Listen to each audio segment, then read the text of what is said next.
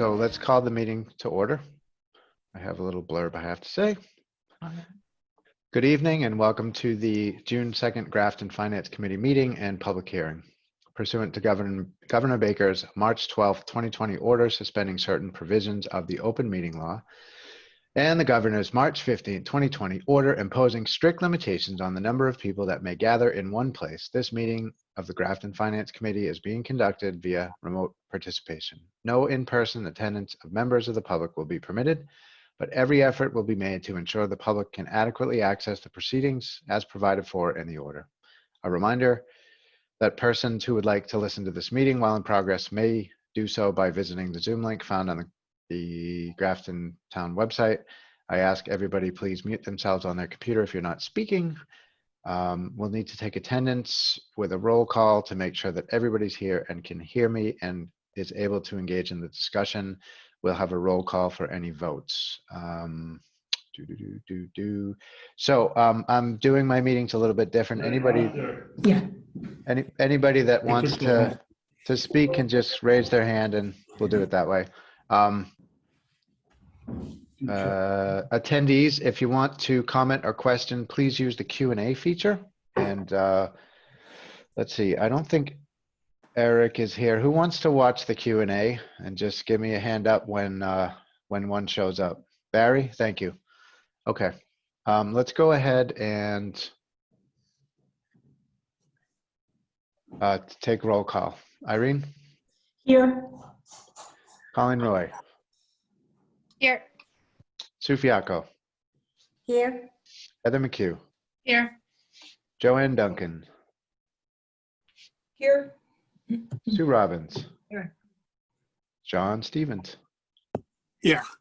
Ken Holberger? Here. Barry Smith? Here, and I'm sorry, I can't get rid of that cat. I don't know how to fix it. And finally, Dan Kusher. Here. Is there anybody that I missed? I think that's everybody. Excellent. Okay. So that's good. So I will entertain a motion to continue the public hearing. So moved. Second, Motion's been made and seconded. All in favor by roll call. Irene? Yes. Colleen? Yes.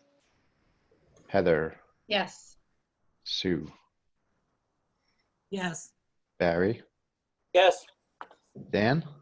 Yes.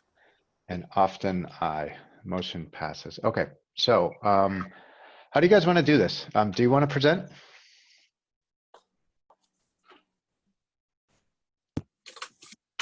You mean CPC? Yes. Do you want to ask us questions? What's your preference?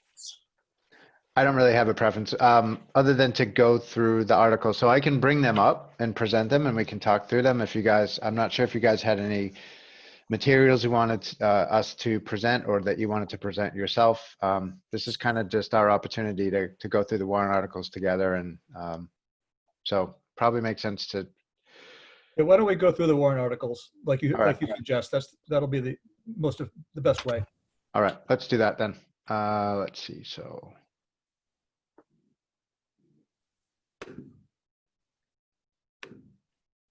Let me just pull them up.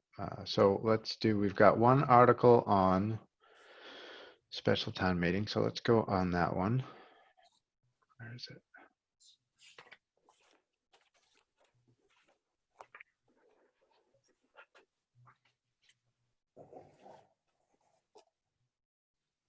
There it is. Okay.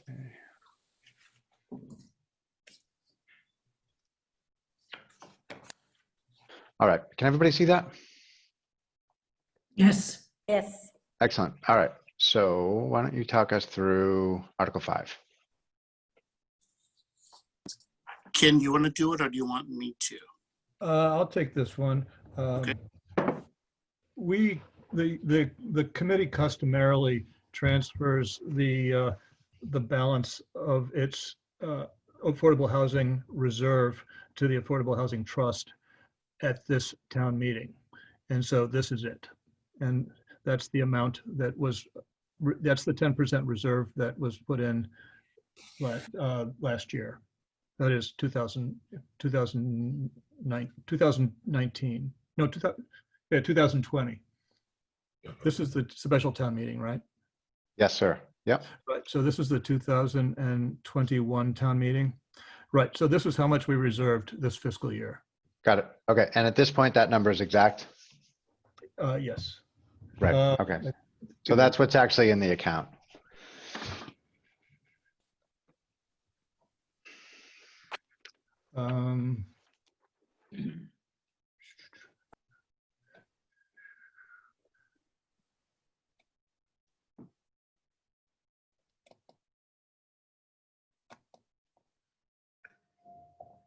E-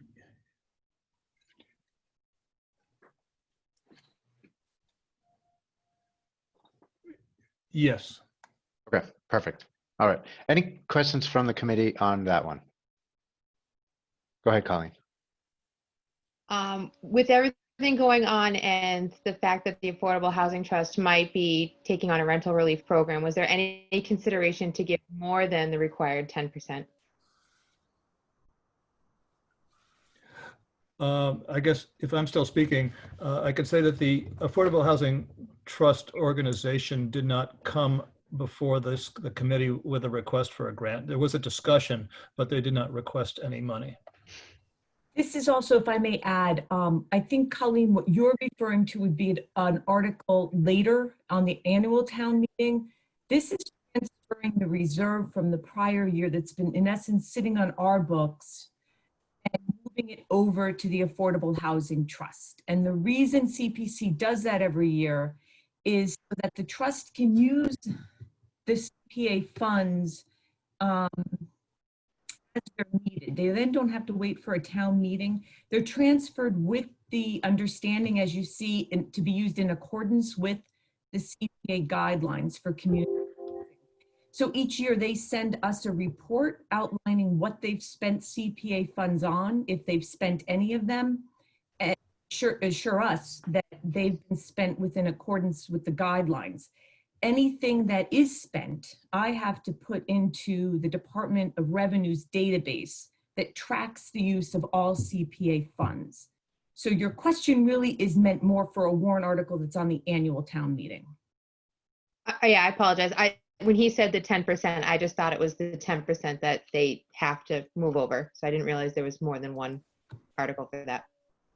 Yep, every year we reserve 10%, and at the special, we actually transfer the reserve from the prior year over to the trust. Perfect. Thank you. All right. Any other questions? Sue Fiacco, I think you had your hand up. I think that Joanne answered it. Thank you. Okay, perfect. All right. If it's all right, then I'm going to switch over to the annual. Can you guys all see the annual? Okay, great. All right. So let's see. Can somebody call out the articles I need to go to? It's Article 24. 24. All right.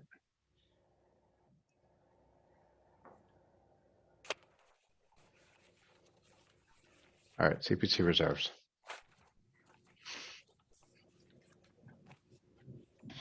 Well, I guess I'll speak again. The CPC had customarily made these appropriations, or rather made the administrative expense appropriation here at this meeting, and that's it for $24,000. What's different this year is that based on discussions and suggestions from the Community Preservation Coalition, they suggested that we do the 10% reserves and the budgeted reserve numbers in the annual town meeting, as opposed to how we had been doing it for all these years at the October semi-annual town meeting. So, and they also said that instead of doing them separately, doing, in this case, 5 different articles, just put them all in one article, which seemed like a really good idea. And so that's what we're seeing here. I think town meeting thanks you. I know finance committee does. Can you just kind of walk us through the benefits of doing it? It's the same thing. It's just different timing, right? There are benefits to it, and there are There's good points and bad points to doing it. A good point is that the amount that we're putting in this budgeted reserve would otherwise not be available till October. Mhm. And so doing it this way allows it to be available on July 1st. That's a benefit. Of course, there's the benefit of not having to go through 5 different warrants. And the downside is that normally we wait until after the close of the fiscal year, which ends on the 30th of June, and we have a few months there before October to make our estimates for that next year. Yep. And thus the estimates can be more accurate. I see. So the downside of doing it is that the estimates are a little bit less accurate because the guesses are just 6 months earlier. Got And it. so, but we don't. No one believes that the differences would be material in any way. I see. Okay. All right. Interesting. Yep, that all makes sense. Anybody have any questions on that article? Go ahead, Dan. So with the administrative expenses, that's for Joanne, right? It pays for me as well as we pay the Community Preservation Coalition at the state level. It's about $1,700 a year, kind of basic membership fee, if you will. They provide technical assistance. They do a tremendous amount of work in getting changes to the act that have been very beneficial to all of the communities that have the act. We also use that to pay for any legal advertising that we have to do in the newspaper. This year's community administrative expenses is being used to pay for the update of our CPA plan, which is something that you have to do it every year. We've chosen to hire a consultant to kind of do a really big revamp of it this year. And then going forward, probably for the next 10 years, 10 to 15 years, it'll just be done by the committee. Okay. Interesting. Okay, Matt, I have a question. Yep, just a second. Let's let Dan finish his thought. So I was just curious with, I know with the select board budget, they're planning to possibly not spend the full amount because Joanne's hours are split between select board and CPC. I was just curious, are you expecting to have any leftover money on this? And if so, what happens to leftover money from CPC? Any leftover money from that fund goes directly back to the CPA fund. I track my hours on a daily basis. Any hours that I spend working Community Preservation Committee work, as I mentioned, I track, and every 2 weeks I send an email on that Friday to Joan Chase, and I copy Becca Meekins on it, letting them know how many hours I dedicated to CPC over that 2-week payroll period. Okay. I was just curious because I know how it works with the select board side. I was just curious how it worked with It works. running. So, okay. Yeah, it works the same way. For any of the money, for any of the grants, for any of the purposes that the CPA votes, unspent money is returned to the fund it came from. Got it. Okay. Makes sense. Thanks. Irene? Yeah, I just wanted to clarify something. So you're saying fiscal year 21 revenues, but this is based on home sales, am I correct, during fiscal year 20? In other words, how is the amount of money you get is calculated as a percentage of a home sale, correct? Home sales. The revenue comes from two sources, two main sources. One is a surcharge on the property tax, which is not exactly home sales, but it's a surcharge on the property tax. It's 1.5%. And what we customarily do in estimating the next year, we just add 2.5% to the prior year. And we've been doing that for a decade. Okay. And so that's how we estimate that. The state match is a wild guess, and doing it this early makes it an even more wild guess. Okay, but your revenues, so this is done as a percentage of your revenues, right? When do you receive your revenues? In other words, the town receives the property taxes in 4 equal installments during the year. how do you receive your revenues? It's the same way, but the timing is different. And, I'm not an accountant exactly, so I can't tell you exactly why, but I can tell you what. The way this works is that we reserve the proceeds, and that is less certain expenses that are also deducted from it. We put it into the budgeted reserve. That's the fourth line. Okay. And we do that in advance. It's curious that the way it works across CPAs everywhere is that we reserve the money at this town meeting, so it becomes available on July 1st. Yet, as you say, it's collected quarterly, but nevertheless, it's put into the account and they settle it up at the end. Okay. I think the reason they can do this is that the cash expenditures delay. If that money were granted, rather given in a grant, the grant money doesn't get dispersed for quite some time. And so in every case, I'm pretty sure that the dollars arrive in the town's account before they leave. Okay, fair enough. Excellent. Hello, Jen Anderson. Hi Can you there. hear? Yep. All right, Thank you. part of the meeting. Mhm. Jen has joined the party. Excellent. Any additional questions on Article 24? Yes, Sue Fiacco. So my question is, doing it this way, there's a possibility that you'll be coming back in October with a revise of the estimate on the warrant articles, on the warrant. Again, we've changed our cost. There's two ways that might happen. We've changed the way that the timing that we do the 10% reserves. And we used to be quite, we had a desire to be quite accurate on the 10% reserves. And so when the special town meeting came along and we realized that we got a slightly better or a different state match and the revenues looked different, we would actually make adjustments at the special town meeting. But the Community Preservation Coalition advised us that is not required by the act, and that as long as we're not materially different than the 10%, that it's not worth doing. And we didn't need to do it, and no other town did it. And so you won't be seeing that anymore. Okay, thank you. Even fewer warrants for the meeting.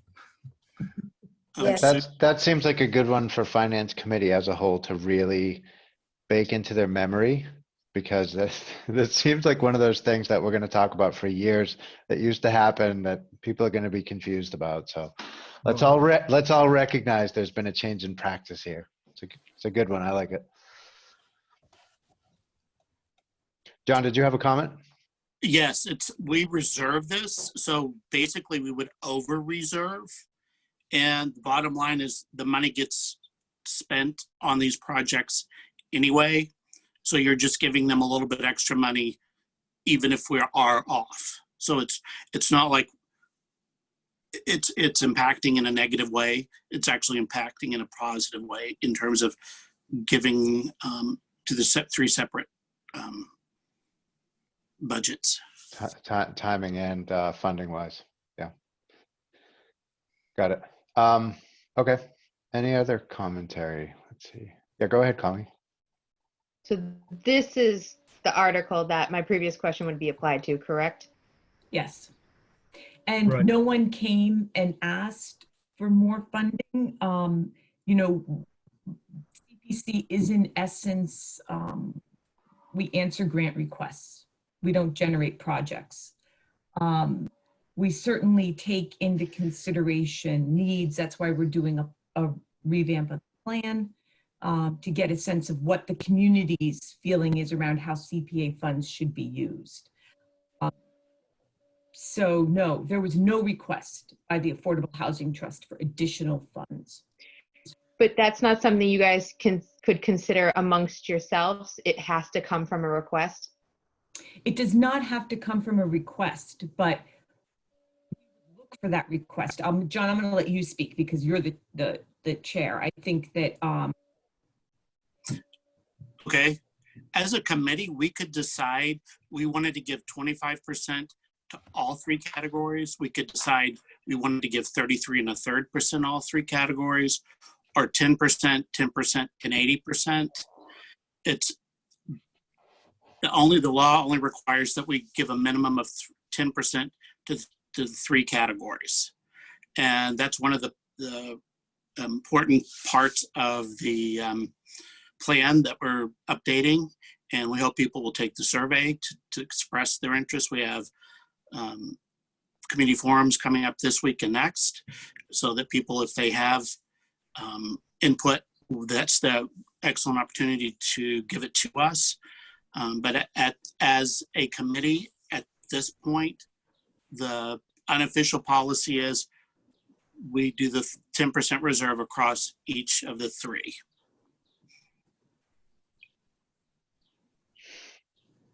Go ahead, Barry. The CPC money was going to be used for refurbishing the town common. Is that still going forward? Is anything happening on that? Yes, that plan is, we're held up right now on the Historic District Commission, so have input from being on that committee.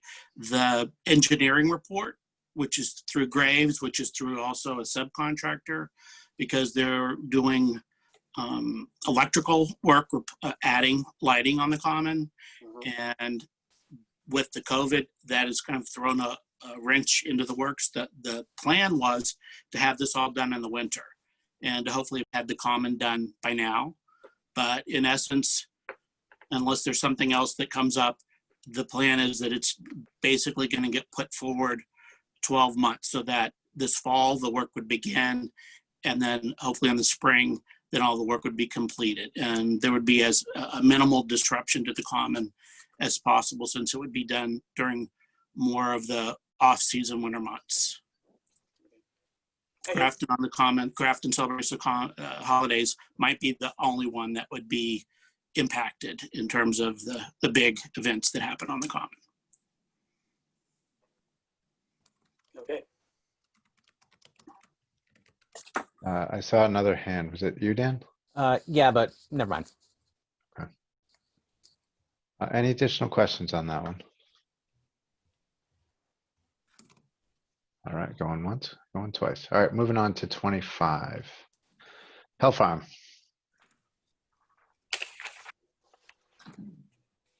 This is an annual bond payment that we make each year. And as Ken is kindly doing for us, it's the 12th of 20 payments. So we are more than halfway.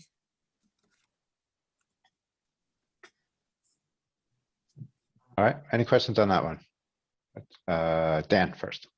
So I'm just curious, if one of these bond articles were to fail at town meeting, what would happen?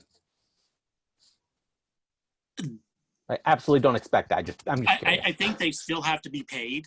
I'm not sure what the procedure is, because I think we have discussed this with the coalition, that because it's a legal obligation that we have to make the payment, they may have to have a special town meeting to get approval, but the bond payment is made.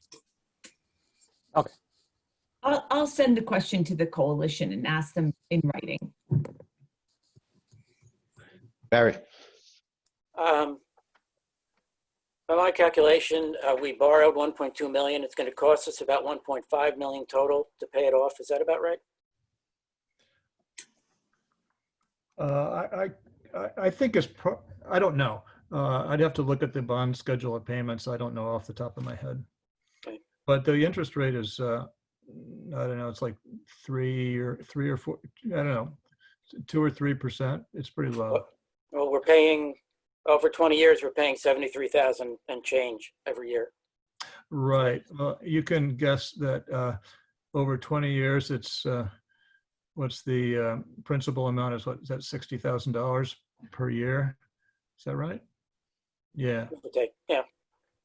All right. And so 60,000 per year, and the amount above that is interest. Yeah. And the interest, of course, declines as the years pass. Okay. Okay, thanks. Is But that, also, these were renegotiated, I think, Tim, last year. So Yeah. we do a better rate than we started with on both of these, so that we are in a better position in terms of spending less money Yep. on repaying both of these. Yeah, the bond agreements that the town negotiated are very attractive. So this money is really inexpensive. Yep, excellent. understood. That was my comment. Any other questions? All right, 26. Townhouse. Same annual bond payment for the townhouse. It's the 6th of 20 years, so we're a quarter of the way, a little bit more, and we're paying that bond. It's just a little bit less. It's 1.1 versus 1.2. It's the same basic information we just gave on Belvon, only for the townhouse. Got it. Okay. All right, 27. Institute Woods Rec Trail feasibility study. I think this one is just to extend a sunset, that this project is almost complete. And part of a practice that we have picked up along the way is that we put a sunset so that the money just doesn't float, so that we know that there's a beginning and an end. And if it gets close to the end of the funding period and it looks like they're close, we go ahead and extend it just in case, because we don't want a final payment coming in on July 2nd and outside of the terms of the warrant article. So this, it just is a little insurance marker to make sure the money is still available to bring this project to a conclusion. And this project is actually to develop a trail that will actually give North Grafton Elementary a trail, emergency exit trail that will also be a recreational trail in the event that they need a separate means of egress from that property. And, Matt, if I can just add, not followed up with Chris McGoldrick. I apologize. I guess I added a warrant article maybe that we don't need, but with the turnover in the town planner position, this was a project I was concerned might not get the attention that it should have had immediately upon Chris coming on board. So that kind of put on there as really a just in case. I see.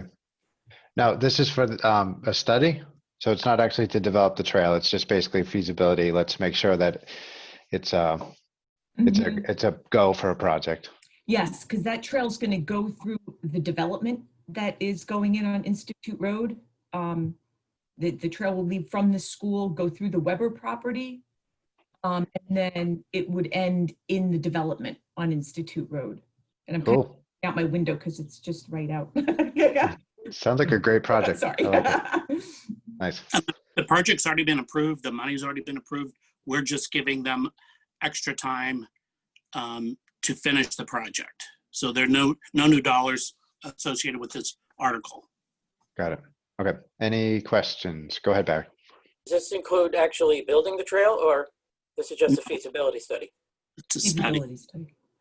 So what do we think it'll cost to build the trail? We have, I can follow up with Chris McGoldrick if you'd like. I don't know. Just a ballpark.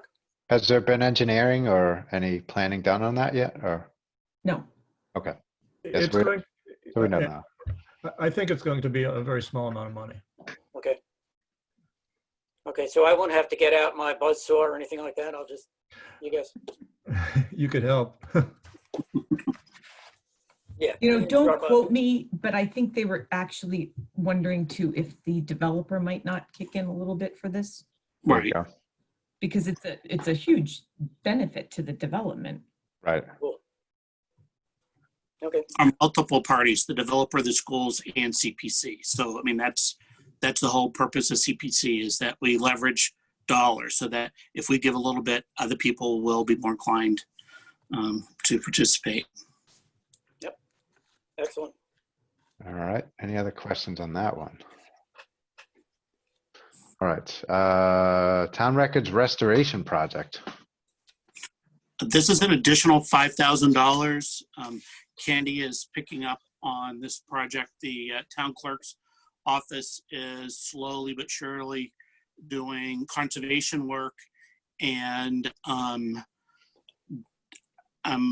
digitization of their records. And because you don't want all your records to go out at once, because if there's a fire or if the business closed, you're in trouble. So they do this slowly, basically one book at a time. And they have been doing this at least for the last 15 years, and it takes a good 5 years to go through this money. Wow, So so this is all paper documents that they're scanning and putting into digital format? Wow. Right. Preserving them. Yep. Can I make a comment on that? Of course, the floor is yours. It's just of interest. A couple of weeks ago at one of the meetings in Maynard, and for the people on CBC, that's the community I work in, they had the town meeting documents and the town budget from 1918, 1919, 1920, which talked about how they dealt with the pandemic back then. Oh, And that was fascinating. So just kind of throwing it in, preserving these records is definitely worthwhile.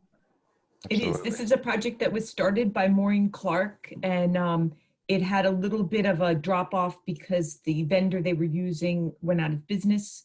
But we were able to find another vendor for them so they could start this project up again. Nice. Cool. Yeah, that's not work you could pay me to do. All right. Any other questions on that one? All right, moving on. 29, Lions Club. This is the second phase. They've already had requested funds. They've returned most of those funds to do engineering. We actually were able to buy some of the computer software for the town to do some of this, the engineering for the septic, which the town will then own the software so they can do other projects with it.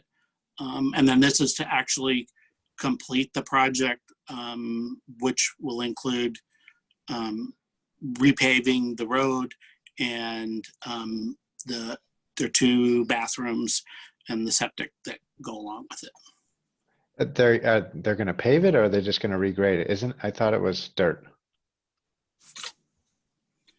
Not anymore. It is dirt. They're looking at paving it, and this project, I don't believe, is going to build the bathrooms. It's going to look at the feasibility of the bathrooms. I think it's going to pay for the septic, John. Okay.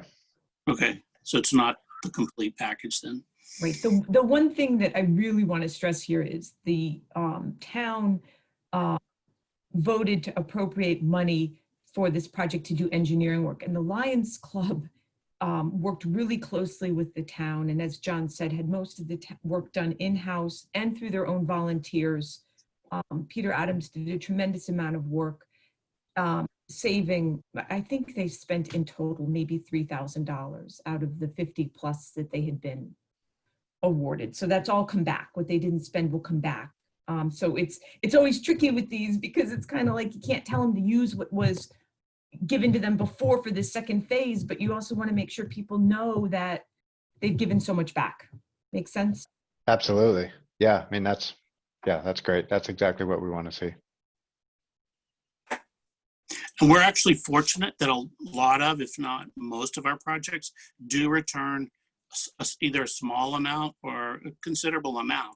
So we try to get them to build a contingency into their budget because we don't want them to get close to the end and find out they don't have enough funds and be 6 months away from a town meeting. So we try to they have a cushion, and then once the project's over, the money that they would have had as a contingency would be returned to us. Sure. Makes sense. Dan? Yeah, so I just in case people are watching this who didn't, see us discuss last year about giving money to the Lions Club, I just want to mention that we talked about last year about how it was a nonprofit and that there was like conditions about this land that it would go back to the town if it was no longer used for, community benefit. So that's, we're giving them town funds, but it's for community benefit. Thanks, That's Dan. all. Sue? Yes, I just got a clarification from David. They are going to build 2 bathrooms, Joanne. Oh, good. I didn't think that it included that. So that is good news. Thank you. Yes, 2 bathrooms and septic. That's great. Thank you. Yeah, that was always, done a bunch of camping with the scouts there, and it's always the porta potties and don't use the bathroom in the the actual facility. So be pretty excited to have some bathrooms. Barry? A municipal accounting question. CPC is what kind of fund? Special purpose? I forget the exact term for it. I think we're a 28 account. Isn't that right, Joanne? Trust fund? I have no idea. I think we're 28.1. And we're 28. I don't know what 28 stands for. Okay, I can check that. Oh, Barry, it wouldn't be a finance committee meeting without a wonky question from you. Thank you. Everybody, you pay me the big bucks. mark off their bingo cards.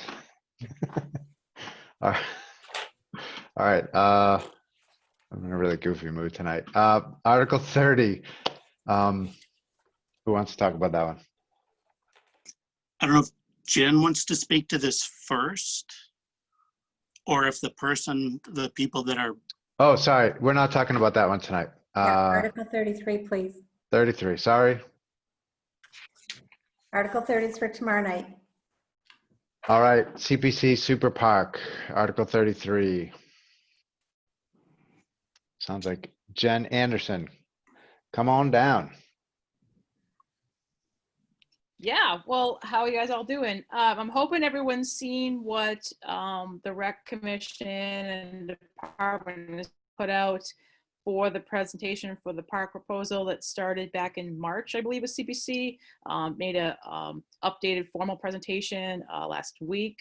So that is video on Graph TV and Facebook and page and the project website at tinyurl.com/Grafton Community Park. Jen, can you try turning off your video? It's a little laggy, and yeah. Can you just start over so that people in the public can hear, and hopefully your audio will be a little bit better without the video coming through. All right, we'll give it another whirl. So we have presented a park to CPC with a request for funding. We went to them back in March, I believe, and got approval from them for funding to go forward with this. Presented a more updated formal presentation, I believe, last week, which is airing on Grafton TV, is posted to the town Facebook page, the recreation Facebook page, the project website at tinyurl.com/Grafton Community Park. And so in order for CPC to support what we've presented, they have 2 different articles for funding. One would be with monies that they would have in their budgeted reserve for FY21. The other would be for a bond that the town would take on, paid through CPC funding over the next 10 years. And I'm hoping Ken or John or Joanne will speak to the fact of what that means for remaining funds with CPC, because we are not taking up by any means what they still have to work with. They're kind of like, best practices amongst themselves, that they would only consider funds up to 50% of their reserve with no state match in there. And Ken and please, John, speak more specifically if that's not correct. So they still have a funding available for anything that may come in front of them in the future. So we're not competing against any other projects. There's nothing else in front of them right now. We would not be inhibiting any other potential things coming in front of them, including affordable housing and such. And so I'm hoping everyone has seen the park that we're proposing. It's be large, it's centralized, it's inclusive, it's accessible, it's ADA compliant, and going to meet multi-generational needs. And really important that we're lining up with the timing of what the library project is happening right now, infrastructure wise. So I'm happy to expound and share documents, but hoping people have seen what we're proposing for funding and what the park would be including at this point, and what we have for existing funds and what we're asking for from CPC. Got it. So as I understand it, there are sort of three funding sources for this. There's an existing account that was transferred from town meeting at in 2015. That was, has a remaining balance of about 241. And then you're asking CPC to provide 250 from their reserve account, and then the 700,000 over 10 years. Those are all the funding sources, and this is all for phase one. Yeah. It is, and we're really looking at this as just the fully proposed park. Here's what we're presenting. We know it's going to meet our immediate needs and goals of, one, replacing the former super park as a playground, but expanding the benefits and the generations that can use it now, and clarifying to everyone that anything beyond this point is totally based on community outreach and funding. So we've designed a master plan with the potential ideas for such things as a dog park, a multi-sport court, lighting for the loop path, extended walking paths, but that's really going to be based on further input from the community and then what our funding options are at this point. So really just understanding that what is being presented now and how awesome it is at this point alone in meeting the needs and goals of the project and for the Got it. town. Okay, I have a bunch of questions, but I'm going to let the rest of the committee ask questions, and then I'll hopefully have mine answered. Go ahead, Sue. I just wanted to ask John, if you take on this borrowing for this super park, how much borrowing capacity will you have after that for any other projects? At that point, we will have reached our own borrowing max, which is 50% of our local surcharge. And so that's an internal policy, right? Yeah, I was Right. going to add that too, John, if you could just, or Joanne or Ken, that it is. So that's just your best, there is capacity, but your preference and what you've decided internally is to not do that.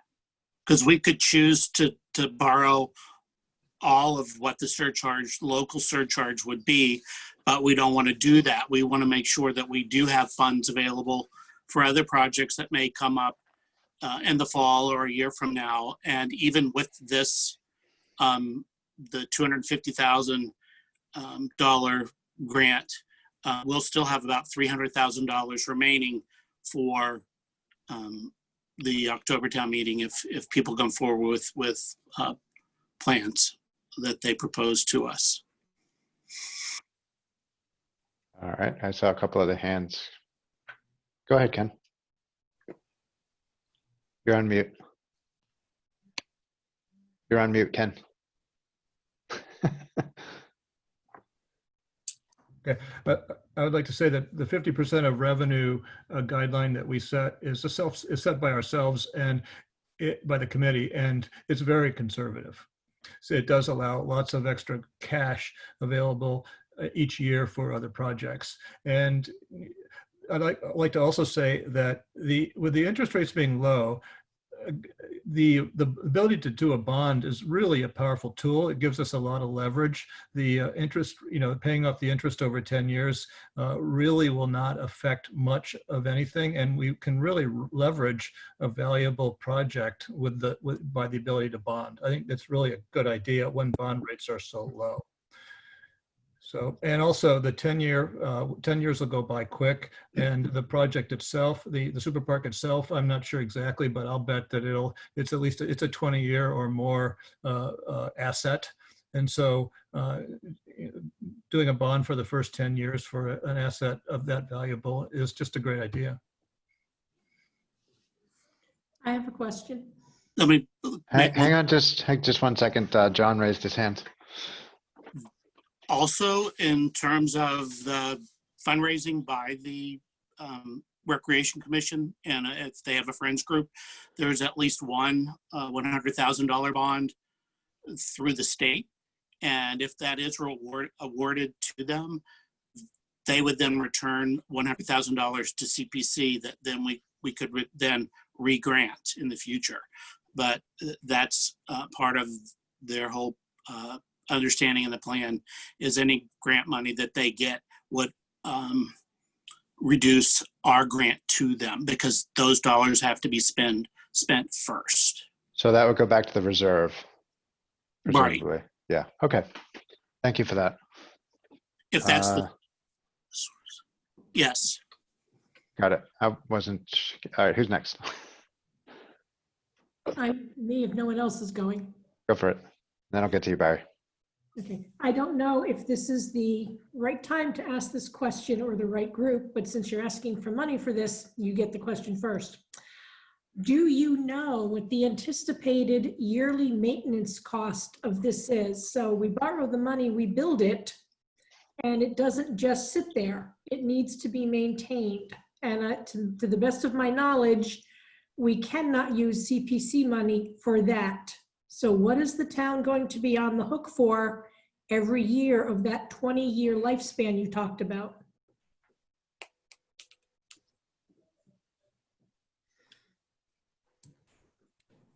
Jen, do you want to take that?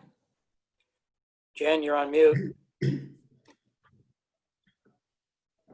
Sorry, I'm trying. Am I in? No worries. Yeah, we can hear you. Yeah, so in this phase, I mean, we spoke to the Parks Department and making sure we understand their current workload.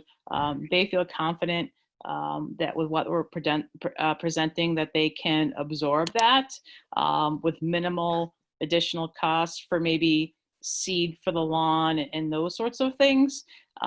For the Recreation Department, where the playground would specifically fall under, as the other town playgrounds do, we don't anticipate much at all for quite a while. Our other playgrounds require purchase of the mulch that is in place, and replacement of various parts, and that's built into our regular maintenance budget. We kind of put a couple $1,000s a year to address those sorts of things. So feel that's going to be completely absorbable in our current plan. The design itself is also going to be paying extra attention to making sure that the ease of maintenance is there. When you look at like a Mill Villages, that between benches and rocks and everything that's amongst the grass, it takes a little extra handwork to do. We're going to really make sure that that sort of stuff doesn't exist in this park and doesn't take away from their attention to other ones. Okay. I have a follow-up question.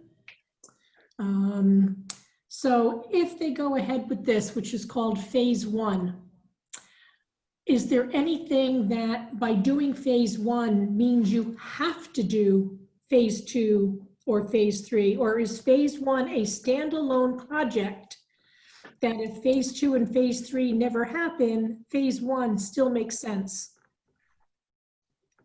It does. And so that's why we've really kind of removed that phase 1 language, because we want people to understand what we're presenting now is a standalone project. And everything is included in that. And anything else beyond that is going to be based on their input from the community, our outreach at that point, and what funding would mean going forward. So the infrastructure portion of that is going to include, and I'd have to pull up specifics. I think there's some options, whether we'll be like actually running electrical versus piping for sewer and water for a potential splash pad and restrooms. I think there's two different options there, and I have to pull it up. But infrastructure-wise, the plan, to plan for the future. But this right now is a fully standalone opportunity, and anything else. I mean, again, we're trying to lay out that master plan to see what potential ideas to include, and make sure that what we're planning now isn't going to have to be like ripped up to expand. And that master plan is being done to incorporate some of the ideas that we know we've heard about and think about. But yeah, totally standalone at this point. Okay, thank you. Any other questions? Barry? The town went through an ADA compliance study townwide for everything. And I believe they came up with a ballpark estimate of about $1.5 million to bring everything up to ADA compliance. And if you don't, you get dinged by the state or the feds or something. A good chunk of that ADA compliance effort could be put into, or would be required in the parks and in the recreation areas. Does this fund, can we do both? Or can we hold off on Super Park and put some of that money into the ADA compliance upgrades? I believe we can do both. One, this is going to get us the immediate large, centralized, inclusive, accessible, ADA compliant plan. When we address accessibility at our other playgrounds, we would still never be able to wholly meet everything we're going to be able to get from this park, meaning one, they're limited to age groups, to specific age groups due to their size and layout. Making them fully inclusive will be difficult, but we are definitely going to be addressing the surfacing to make sure that it is accessible, along with addressing the accessible routes. So we're in the phase right now of looking at that transition plan, which we're going to kind of rank from all the priority ones in all our parks, and put out a survey to people to which parks they really use the most. So we can look at maybe fully addressing one park wholly, or if we can look at certain pieces over time at each park. And a lot can be internally done, speaking to the Parks Department and hearing what maybe DPW can do. So that's very promising for that. Part of the idea of, which you now probably all know, that the beach is not going to be running this summer, but we would be looking to reallocate those funds to address these needs, the ADA needs at the beach and in parks and playgrounds, and what we can do best with that time and money. So it's definitely happening. I think that they can both happen at the same time, and we're definitely going to get everything compliant within the next few years.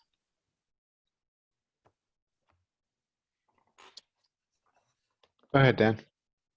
So you're saying that we are planning to bring all the existing parks into ADA compliance? Is that, like, eventually, is that the plan? Well, we need to, so that the Okay. plan, if we didn't have the plan and someone, filed a complaint, we would have to, decommission and put that playground out of order. With the plan, we've addressed, we know what we need to do, and the plan is ranking priority and the time, when we need to address that in. So we know that we need to do that. We've researched how we can do that, and getting quotes on what that means. And there are grant opportunities for addressing these things as well, let alone maybe CPC fund requests in the future. But absolutely, I mean, that's where we need to be with all of our playgrounds. So that will happen. We know our equipment is compliant. It's mainly the surfacing and the route to all these things. And I can speak specifically on playgrounds because that's under the recreation department's purview. The fields and the parks, that's the parks department, but we obviously work very close together. We've had discussions of what we're able to address and how we're going to be able to meet what has been identified in that transition plan. So I guess my question is, I've heard a lot of people talking about the super park saying it's going to be we have no ADA compliant playgrounds. It's going to be our only ADA compliant playground. So is that not really accurate then if we're going to be upgrading all the other playgrounds as well? Well, yeah. So again, I think it's looking at it to an extent, almost two different things, because one will get to be completely, again, our equipment is compliant in playgrounds. It's not considered accessible because of the surfacing and the route to them. And so that will be addressed. This community park behind the library, so I'll step back. So even when we meet those steps in our playgrounds, it's still not going to be able to offer what we can offer at this new community park. But for the age range and the multi-generational and the inclusivity of these parks. But yes, always been on the radar. I've only been the rec director for 4.5 years, and so we took a big look at all this and are moving forward to addressing that and have the plan that's telling us exactly what we need to do and how much it's going to cost. And so yes, everything will be at that point in as far as I can hope in the near future. And when you say inclusivity, what exactly does that mean in this context? Just enabling everyone for every needs. So many places think about what it means to address parks when it comes to physical disabilities, but there are many other needs out there, including sensory and cognitive and such. So we're looking at in this playground in the park behind the library, the community park, to include sensory panels and kind of quiet areas for people who are, if they're over, sensory load, making sure there's things like musical instruments or sand play. So there's the face-to-face interaction, and just making sure that all the needs of all ages and abilities are addressed. And again, like I said, that would be really tough to do in any one of our other playgrounds because of their size and layout. And that would all be in phase one? Go ahead, Joanne. I was just going to ask Jen, I always think of this, and I want to make sure that I'm right, in terms of a family with 3 children ranging in age from they have a 4-year-old, a 6-year-old, and then say they have a 10-year-old, and one of them has a physical disability. Or, this is the playground where that family can go and everyone can participate, correct?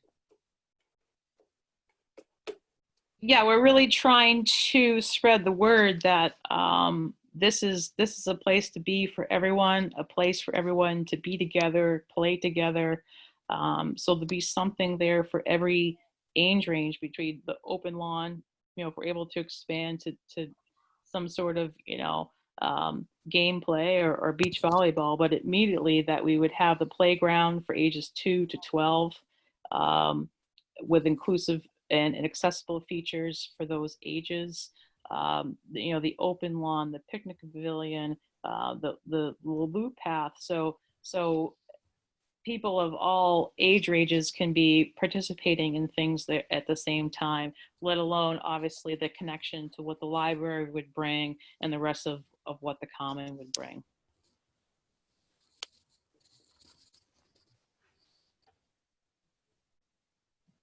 Go ahead, Barry.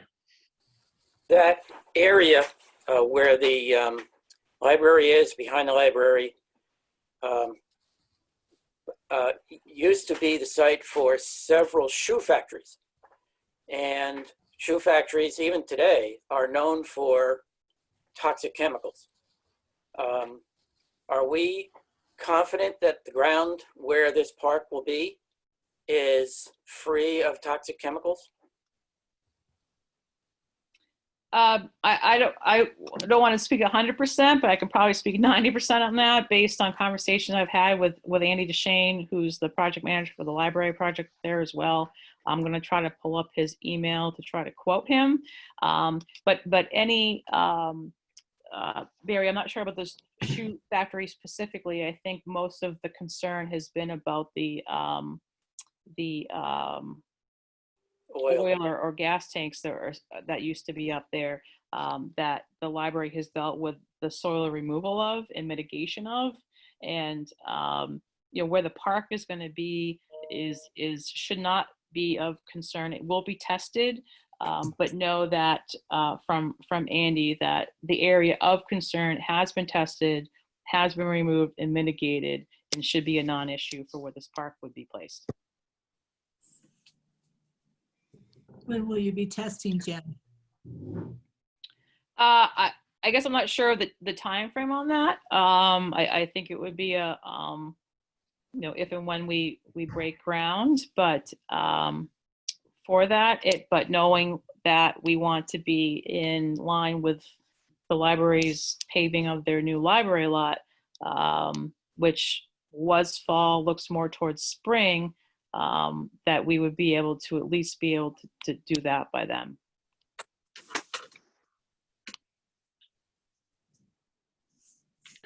Any other questions? How much is the, all right, go ahead, Dan. So with, if I understand correctly, there's a little bit of urgency around this because if it gets started before the library's parking lot is done, they can lay the conduit under there without before the parking lot is down. And if we were to do this, in a year or two later, they would have to tear up the parking lot to put that in. Do you have an idea of how much extra that would cost? I don't. I think the landscape architects would be are working on that. So we do have that. We know that that if CPC funds did not get approved, that the existing funds that we have would cover the infrastructure costs. So if you looked at really doing that work, so we're in line with the library with the hope that down the line we would be able to progress with the park. There is that opportunity.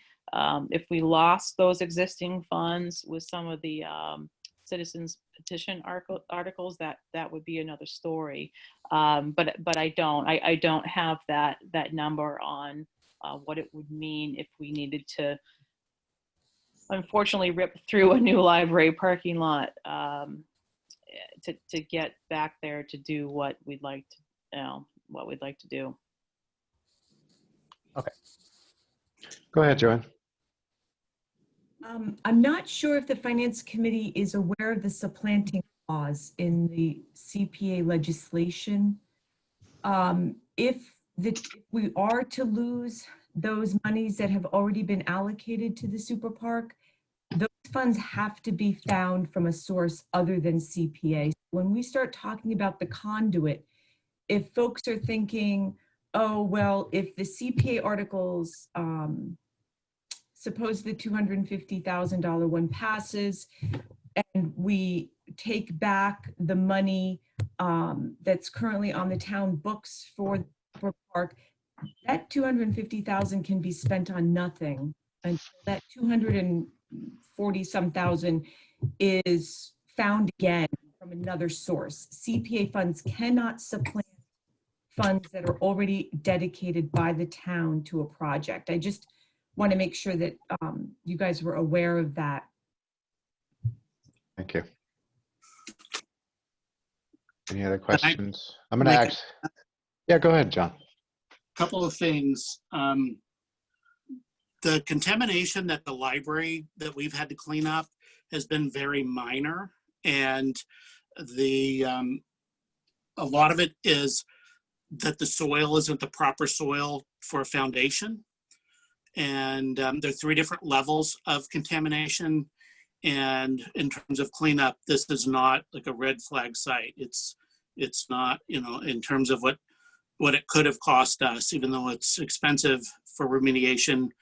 And we've had to do this removal of soil and with the April rains, which made everything weigh twice as much as it normally would have dry. So I think, and I'm also looking at a map of Grafton from 1870. The shoe factories that I think that you're referring to are located basically where we're doing the parking lot right now. The building itself in the parking lot, which goes to the railroad track, which didn't exist at the time. That the land behind the homes, Baptist Church and the homes, does not have any construction on it in 1870, and that's when the mills were built. Before then, Allen was one of them. It seems like there were 2 things I wanted to say, but at least to kind of address the contamination, that I think we're getting what there was, and it really wasn't that bad. It just was expensive to do because we did it in the middle of April. Got it. So, yeah, can you talk about that just a little bit more? So what I'm hearing is, as you've kind of expanded out on the side of the library, you had a lot of additional weight to deal with. Because I remember just from watching a couple of meetings, the actual contamination levels were pretty low. It just was there was more of like a disposal weight issue. Exactly. And the big problem was that, because we asked about this last night, we had a meeting, there was nowhere on the site to let it dewater. We didn't have extra space to go let it sit for 3 months and dry out in the summer heat. It needed to get out of the way. And so we had no choice but to remove it at the time to keep the project going. Got it. And, because yeah. we were also under an order to shut down the project, but they needed to get it to a safe point, which would have meant to finish the cleanup. And then basically that's when the order to restart happened. So we really didn't have any downtime at all. Got it. Okay. And what you're saying is that the shoe factory doesn't extend really beyond the parking lot area that we're looking at right now. So it actually wouldn't go into the park. It's actually the buildings that I'm seeing are following what was called Worcester Street at that point. And let's see. And there is one building that's now kind of a swamp that is behind the Baptist Church. And that's because it's wet. We can't build on it anyway. Got it. Okay, just a couple basic questions. I could do this calculation myself, but I'm hosting, so I'm gonna ask somebody else to do it. What's the bond payment for 10 years? And what was the decision on 10 years versus another length of bonding? Ken?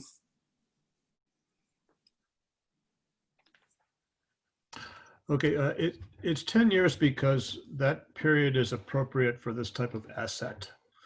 Land lasts forever, buildings last a long time, and 10 years was more appropriate for this.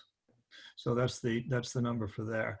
And the amount of the premiums are going to be really depend on the way they're negotiated by the treasurer. And so it's going to be best, rough guess, $80,000 a year. I see. Okay. And then we've got 8 years left on Pell. That's around right. 12 or Right. 20. And, Okay. and the Pell Farm, as you get close to the end, the interest rate part of the coupon is lower, so it goes down a little bit more every year. Got it. Okay. Any other questions? Go ahead, Barry. I'm sorry, I forgot to ask this. Are there any walking trails or anything over at Pell? Oh, yes. Yeah, definitely. There's it's actually part of the greater Warren Brook watershed. And there are, hundreds of acres of, in some cases quite wild trails, but the Grafton and Upton have both got a pretty good trail system in. And there are maps. If you look at the trail map, the trail map applications on your phone, you'll see them there. Yep. Okay. I have a question. Go ahead, Irene. Okay, I just want to go back to the total amount of the project for the moment, see if I understood Joanne correctly. So the project is $1.2 million, just roughly. And what they're counting on is 250 that was already appropriated from overlay surplus by the town. It's been sitting there for several years, plus the new 250 from CPC budgeted reserve, plus the 700,000, from the new borrowing. If for some strange reason, the citizens petition passed and the town is putting that $250,000, taking it out, saying, nope, we're not giving that to the park and we're going to do something else with it. But you actually pass. So now we've got $950,000 available for a $1.2 million project. And if I heard Joanne correctly, CPC would not be able in the future to say, okay, fine, assuming they got a vote at a future town meeting, they can't then replace it. So you would now have to either convince town meeting to reassign $250,000, or you would have to scale the project down from 1.2 million to 950,000. Is that correct? No. Okay, so what did I? Yeah, there's the supplanting clause, John. What are you talking about? Oh, John saying, well, the scaling of the project, that's a large scale back, and that would probably go back to the committee, right? Is that what you mean, John? Well, I meant that they still have to come up with the 241 elsewhere in the budget. You can't spend any new dollars that either the warrant article or the bond until unless that 241 stays available, or you have another source of funding from the town or which donor. But before it starts, that money has to be provided. Okay, so a scale back is not possible. It's either the whole project or no project. Is that what you're telling me? That's going to be a committee decision, because what's happened at that point is the scope of the project is changing. Okay, I mean, I don't think that's likely. I suspect if the first one passes, then that means these two don't. But stranger things have happened at town meeting. If I can, Matt, if you'll let me, I said this at the community park overview meeting. There's been a lot, quite frankly, on social media about now is not the time. And there's really no better time than right now for a CPA project, because they generate jobs. So folks are talking about, we're in a bad economy. We have legislators in this state that back CPA legislation, even though none of their communities have adopted it. And it's because of the fact that CPA projects generate jobs within the Commonwealth. So I think it's important for people to keep that in mind when they think about this project. Go ahead, Colleen. Thank you. What jobs specifically would these park be generating? Well, Colleen, I think you would recognize that there would be construction jobs that this would generate. It would be putting people to work. This isn't, yeah. But I imagine that if they weren't here, they'd be on to their next project. They wouldn't just be sitting home without a job, that their job is to go around and do certain projects. So this wouldn't be generating new jobs. It would just be. Well, Colleen, if there were no jobs, if no one spent any money, then yes, you're right, there would be no work. I think we could argue this till the cows come home. Oh, I'm not trying to argue. I'm just saying that I think it's a pretty bold statement to say that this generates jobs. I does, would say it and- probably keeps existing jobs busy, but I don't think it generates jobs. I think it does. And I think Okay, that's fine. Agree to disagree. have to agree to disagree. I think if you ask the executive director of the Community Preservation Coalition at the state level, he would say that he has said it in training sessions that we've had. All right, Joanne, I'm going to give you the last word on that one. Dan Kusher. I was going to ask the same question, so. All right, Thanks. Barry. Oh, okay. I assume there will be a very, very sturdy fence to keep the 8-year-old boys away from the trains. Jennifer? Yeah, can you talk to that a little bit? I've heard some concerns about, yeah, proximity to the, you know, the rails and also noise. So yeah, maybe you can just take the opportunity to kind of address those concerns. And Matt, sorry, you directed that towards me, Jen. Yeah, anybody who wants to answer it, really, this is, you know, it's a CPC project, so whoever feels comfortable. Yeah, I mean, we're laying out the design so the playground and such features are as far away from the railroad as possible. Design would include a variety of natural noise barriers or consideration of more at that point, where we have looked into what the train passing would be.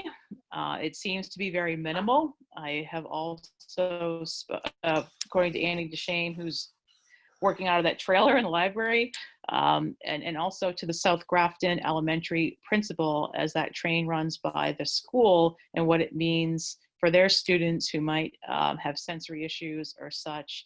And they seem to have no issue with that. So the train with those two things is not, I mean, we're going to, address it as we needed, but it seems to be not at a level of concern for us based on the input from those folks and what it means for there. But again, if you looked at that first, what we're proposing now for the park and where things are laid out, that train isn't really that railroad in near anything that would be happening now. If we were to look down the road and maybe put a sport court there and have to put another level, but again, there'd be older kids playing in that area as well. So I think the design is really well thought out, and we're definitely keeping the train situation highly in mind through that. All right, so for phase one, any idea what kind of distance we're talking from kind of the boundaries of phase one to where the trains are? And I'm hearing that there'll be some natural sound barriers, so I'm assuming you're not going to be able to actually see the trains. Right, between landscaping and those sorts of things. I'm going to try to pull up, the designer, landscape architect did give me some footage. It's, just a few hundred feet. And I'm hoping you guys have seen a design of what we are proposing and so what that buffer is. But nothing is in play at this point for that. Okay. Sue, do I have a file with the design? I guess there's a committee interested in seeing it. Anybody It else? seems like there was a water detention pond, trees, a berm along the railroad tracks. We'd even talked about additional, because they had talked about X number of spaces, and I said for the libraries, in the interest of the library, you need to double that, and which would wrap around, and again, that would push back on the far end of the most east side of that property. But the development is on the west side, closer to the Baptist church. Okay. Go ahead, Colleen. I was just going to say maybe pulling up that website, the Tiny URL website, might have the design on it if you wanted to see it.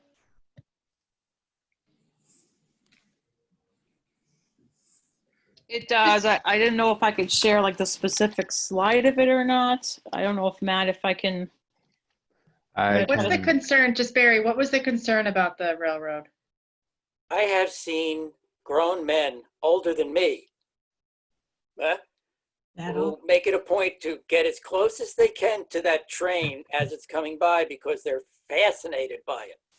But who's to stop them from doing it right now at Cumbies? I mean, they can, Nobody. exactly. So what, I But- mean, I okay, understand like that I think people are Barry's point complaining is about the aren't train, children but playing they in the can do it Compass parking now. lot. But Just they're all because there's, okay. What I'm referring to is the 8-year-old, the 9-year-old, the 10-year-old who sees the train going by and says, "Wow, I Well, want I one live- of those." I get that. I mean, the railroad's right behind my house. I've had kids here since they were infants. But I understand what you're saying, but I mean, they can jump onto a railroad track right now. I mean, I'm on my kid's Instagram and there's every kid in the world is taking pictures on the railroad track, so. But I understand what you're saying. A little humor, that's all. Yep. All right. I suggest we move on. And let's do that. I think that was it in terms of CPC articles, yeah? Go ahead, Colleen. It's not an article. I just had a CPC question. I was reading about the CPA tax exemption, and is that something we can offer to Grafton residents now, or is that something you guys have to enact so that people can start applying for that? We already have a $100,000 exemption. The first $100,000 of your home, the value is exempted. But for low income qualified residents or for all residents? That's for everyone. So I was reading about an additional tax exemption that people can apply for. Are you familiar with that at all? That's a great question for Mary Oliver. I'll send it. Okay. Thank you. I think we can do what we'd like to do so that if you come to us and say, we really would like to see this, and then at the next town meeting, we could put that on the warrant to say, we will do a 50%, 100% exclusion on, however you wanted to work out a plan to assist lower income families. It's flexible enough to where we could do that, but Joanne will find out the exact details of how we could do that. Appreciate it. Thank you. The tax is actually quite minimal. I think mine is $54 a year, and my house isn't worth much, $250,000. So it's. Yeah, I think it's just another, way to help, right? There's, we're in an override year where there's one on the ballot, and there's been a lot of discussion about trying to reduce people's tax burden. So that would just be another way to do it for some portion of the community that might be impacted negatively. Go ahead, Dan. Sorry, actually, I had a question I forgot to ask about Article 29, the Lions Club project. So it says in there, it's for design and engineering work to determine costs. But then when we were talking about it, it sounded like the work was going to be done. Is that the case?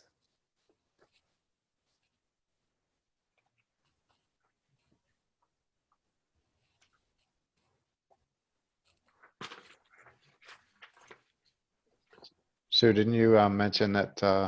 I'll have Dave come down.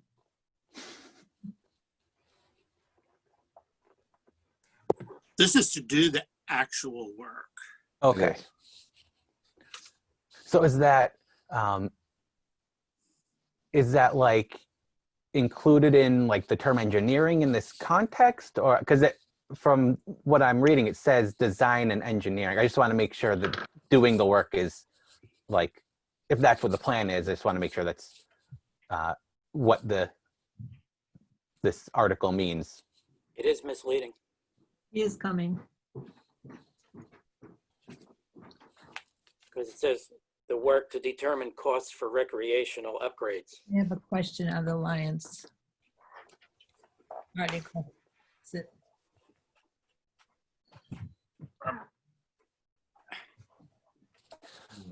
So I'll repeat the question for you, Dave. So the Article 29, the Lions Club property, CPC article, the wording says this is for design and engineering work to determine costs for recreational upgrades.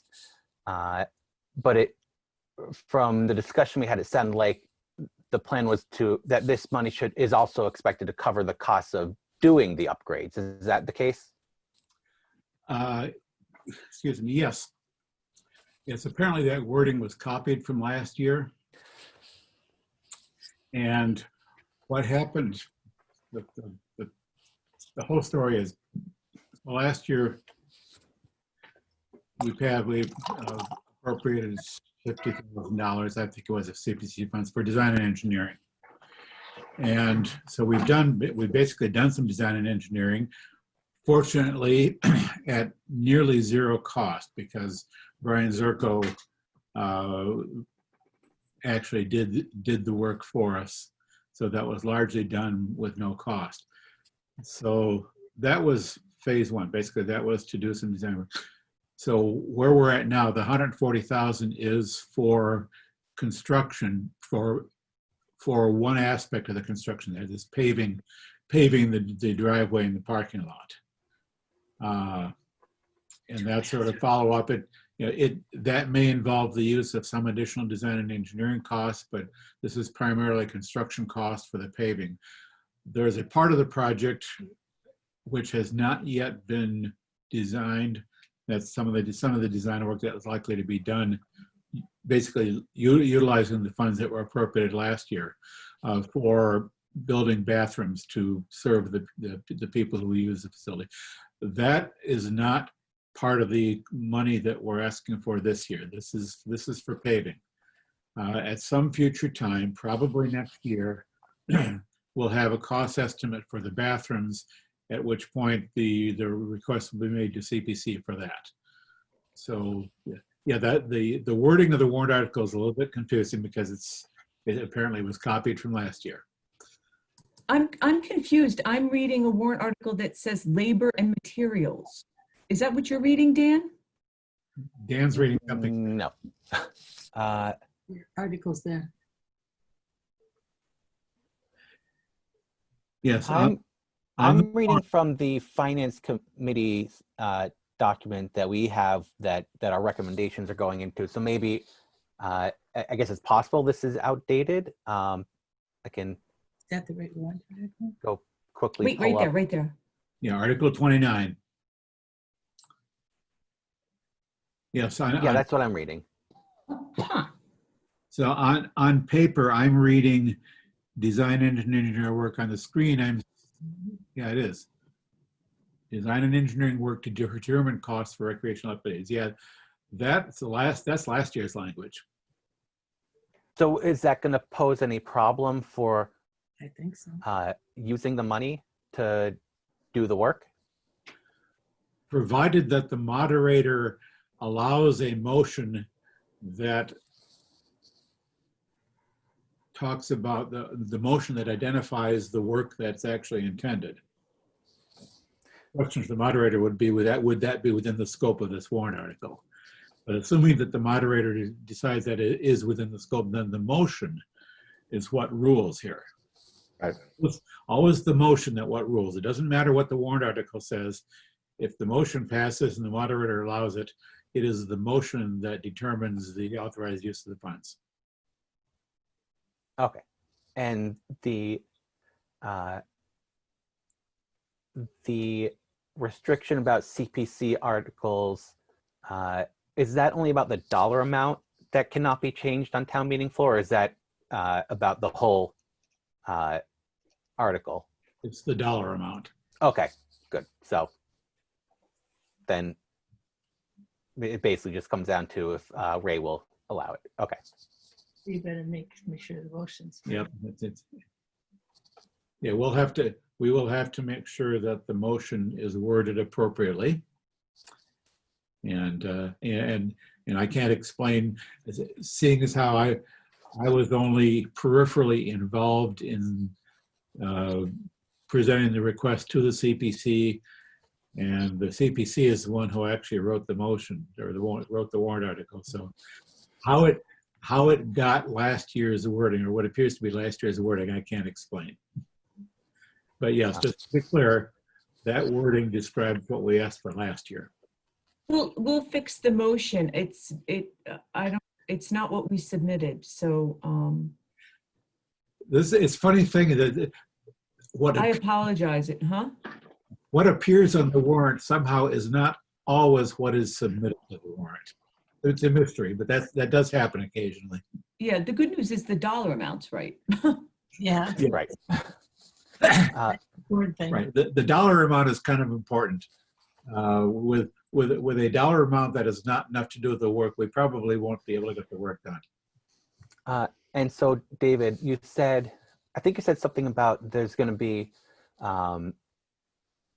some designing or feasibility or something to determine costs for the bathrooms, and that'll be in a future project. Is that what you were saying?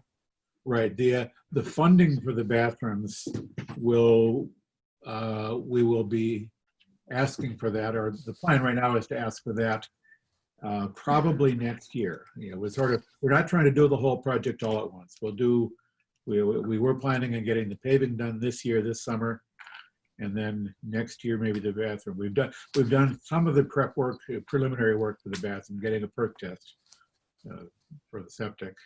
And we've done some thinking about it, but we haven't done a lot of the detailed design work yet. And in fact, with the help of the town administrator's office, we're looking at some options besides just a straightforward stick-built bathroom. But that's a future consideration. We're making we haven't nailed that down yet. And so this is just for the septic, the paving, and I think there was like one other thing. As far as I know, this year's request is not for the septic. It's just for the paving. Just for the paving. Yeah, as far as I know, Pete Adams is our primary project leader on that for the Lions Club. But to the best of my recollection, the ask this year is for money just for paving the driveway and parking lot. Okay. All right, that's all I got. Thanks. All right, any other questions? Going once? Going twice? Sold. Okay, I think we're good. I think those are all the articles we needed to go through this evening, yeah? Very good. Okay. Everybody from CPC, thank you so much for attending our meeting. I really appreciate it. I know it's a little bit late and these meetings aren't always the most fun. I'm a little zoomed out these days, but here we are. You are. So thank you very much. You're welcome to go, or if you want to stay, welcome to stay as well. Thanks. Very good. All right. We've just been talking about bathrooms. Can we take a 3-minute break? Talk amongst yourselves. I'll be right back. Barry, I noticed you fixed your background. Yes, I did. I sent my cat away. I couldn't figure out how to change the background. I like that Barry's background looks like Irene's background. Is that a real background there, Irene? Actually, my house. No. I wish. Okay, Oh, this is real. that's your actual house, Barry. That's not a Yes, fake it is. background. Okay. Yes, there's one key way of telling that it's my house. Oh, is it the grommet in there? There it is. Yeah. You should like take a photo of that and offer that as like a background for other people's Zooms, because it looks exactly like one of the generic bookshelf backgrounds. It does, sort of, yeah. Such fun. So Colleen, are you going to write the recommendation for or against? For what? Super Park. I think I'm writing it both ways and then letting you guys decide, right? Isn't that what we decided? Yes. Okay. I want that fence for the train. Oh, Mention the fence. Barry, if I see you too close to the tracks, I'm gonna call Chief Crapo on you. It's- oh, really? I have seen grown men walk over, get as close to the train as they can. It's catnip. I don't disagree. I don't disagree. Well, not to mention the temptation of putting a coin on the track to have the train go over it. Yeah, you know, Are we, all kinds of cool stuff. are we being recorded? Yes. We're still open, right? Yes. Yes. All right. Just checking. Are we on TV right now? Like, is this on the channel, or is this going to be recorded for later? Just curious. I don't I know. bet select board trumps us. I bet they're on TV Right, if we're right. gonna, yeah. I don't think I was just we're- curious if people were watching us banter live. Do you want me, where's Sue? Sue, do you want me to kind of clarify the recommendation for Article 29 for the Lions Club? Sure. Okay.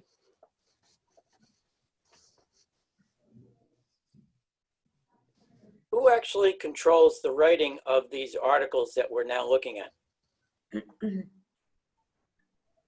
Aside from citizens petitions. CPC usually puts in their own warrant articles. Okay, And then planning board submits their warrant articles. Whoever has the articles are the ones responsible for it. Most of them are by Tim. okay. So Blackstone Valley, I think, submits their own. My guess is whoever did this, you know, was just, okay, take last year's, change the numbers. And I think they just, like they said, this was last year's wording. Well, David said, but If somehow the change just didn't go through. Joanne said she was reading something different. Okay. So I'm not, it doesn't, I kind of got the impression from her, this wasn't the warrant article they submitted. Okay, so somebody at town hall screwed Yeah. up Yes. and managed to get last year's warrant article in there. But the motion is what counts, as David said, Right. because warrants are just agenda items. Okay. So, Right. Absolutely. All right, I'm back. Let's see. I'm going to stop sharing for a second. Okay. So I think, let's see, hang on 1 minute. All right, so we've gone through all of that.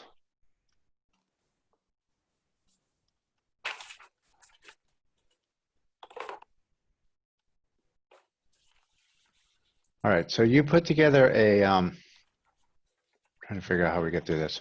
You put together a document too on,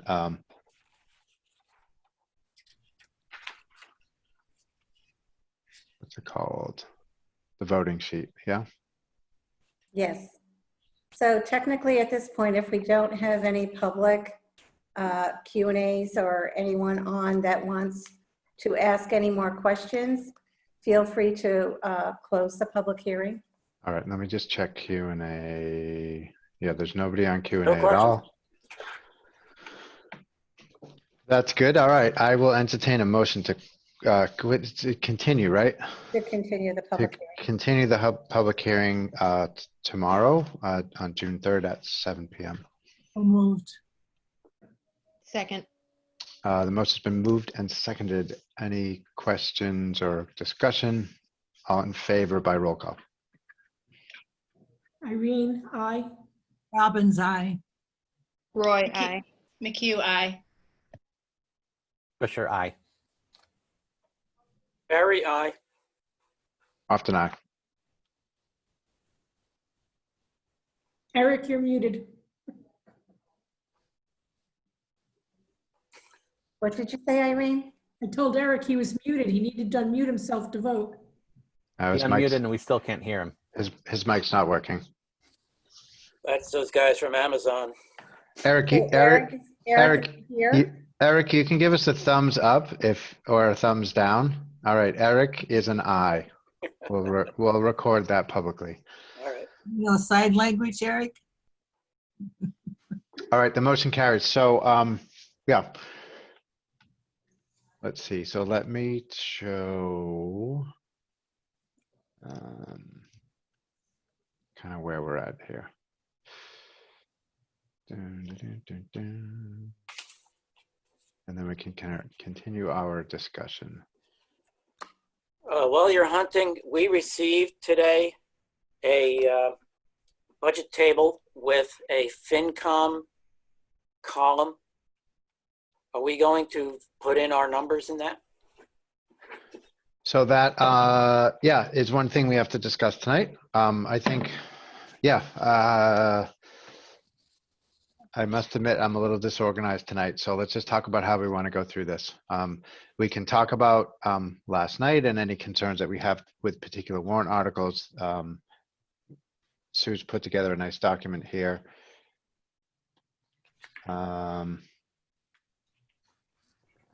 Yeah. My concern is we're getting all sorts of numbers left, right, and center, and it's hard to follow them.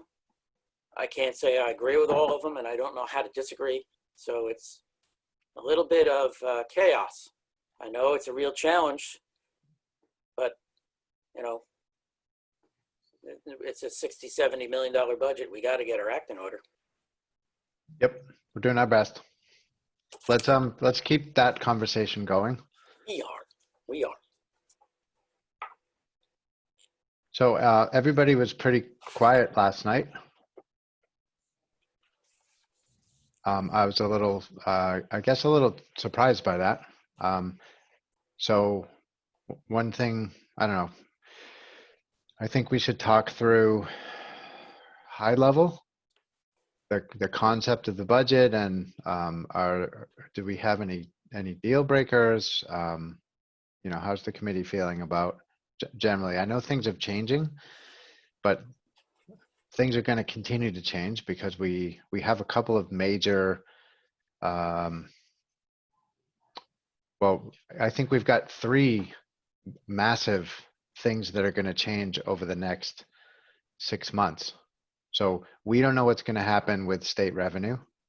The range of estimates is significantly different depending on who you talk to. So I don't know how to plan for that, right? The other thing that I heard is this CARES Act reimbursement. So we have significant a range of things that we could potentially pay for it out of, but again, that's just a big unknown. And we also have at least the schools and probably other aspects of town operations are going to be significantly impacted over the coming months. So, and that's going to impact their budgets. So I think those are the sort of, if we think about high level, the things that are going to continue to change. That's what we're facing right now. Quite frankly, I'm not sure the best way to budget. For me, my inclination is always to go conservative, right? And that gives you the best, it gives you the best opportunity, I guess, to make adjustments later on. But that's just me. So I'd love to hear what the rest of the committee feels. Matt, if you want, I can talk a little bit about the CARES funding. Sure, go for it. Okay, so the town, I forgot how much money Grafton would get, but it's up to 1.6. Yeah, that is relatively restrictive in terms of use. It has to be very specifically for things directly related to COVID. Right. Now, there's a lot of things, you know, it can cover if you're buying PPE, you know, for your police officers, your firefighters, and anyone else, that can be covered. If you're going to put up glass partitions, you know, in any of the buildings, that can be covered. But that in no way covers any shortfall. Right. Okay, so this is strictly for expenses that, for the most part, you otherwise would not have incurred. The schools, it's a little bit better, but in the case of Grafton, because this is what happened in Maynard, you're not getting all that much money because it's based on your Title I. Okay, so Grafton doesn't get a whole lot of Title I money because you don't have a whole lot of Title I students. And again, it's a little bit less restrictive. You can use it for like instruction, whatever. But again, the amount of money the schools are getting is not, it's pocket change. You Yep. know, even in Maynard, which is significantly smaller in terms of students and dollars, it's still, not that we're not happy to get it. I'm not trying to downplay that. Anything's better than nothing, and we'll use it, you know, for things like PP or whatever. But that is not, you know, so if people bring this up, you know, like in conversation or at town meeting, CARES Act funding, the CARES Act specifically, the funding is not in any way any sort of help for our budget woes. It is simply a way to pay for costs that we had no idea were coming because of COVID, and that were directly related to dealing with the COVID. Right, so Like it's all, town meeting. it's all unbudgeted, yeah. Town meeting, I think, is the best example. So pretty sure Tim said yesterday that he's confident we'll be able to use that full 1.6 million, which I'm skeptical about now hearing this, because it doesn't seem like we have 1.6 million in unexpected COVID costs. Trust me, that can add up real quick. And also, the money does extend through the end of the year. It doesn't Okay. have to be money that's been spent since, you know, March till today. So they can proactively be ordering over the next several months more PPE, more plexiglass providers. This can also cover, for example, the food pantry. Okay, so the food pantry is giving out food, actually now they're giving out the gift cards. This money can pay for that. Okay, so it doesn't have to only be municipal stuff. It can be for a nonprofit. Correct. But run through the, you know, because the food pantry is run by the town. Right. Oh, okay. Give the money to the Lions Club to give away food, but we can fund our own food pantry. Okay, so you don't mean like the Grafton Food Bank. You mean like a municipal. Well, the Grafton Government Food food Bank's run by the town, isn't it? No, no. They're a nonprofit. They're 501c3. I think that can be done, but I don't, check with somebody else besides me, because I'm not 100% sure on that. I mean, we could also start our own, you know, Town of Grafton food pantry. Right. But let's say that we had to hire an extra nurse. The town wanted to hire another nurse for the Board of Health. It could cover that. If her specific duties had to do with maybe checking the seniors or taking everyone's temperature when they came in the morning, anything specifically related to dealing with COVID, that would cover. Could it cover things related to remote learning for the schools? Some. For example, let's say the school had to buy 100 or 200 extra Chromebooks, specifically that would not otherwise have been purchased, that were not in the budget, but were being used for remote learning, then yes, that could come out of the municipal CARES money. And also upgrades, infrastructure for IT and mobile, you know, mobile hotspots, Wi-Fi, et cetera. That is also something the town can do with that money.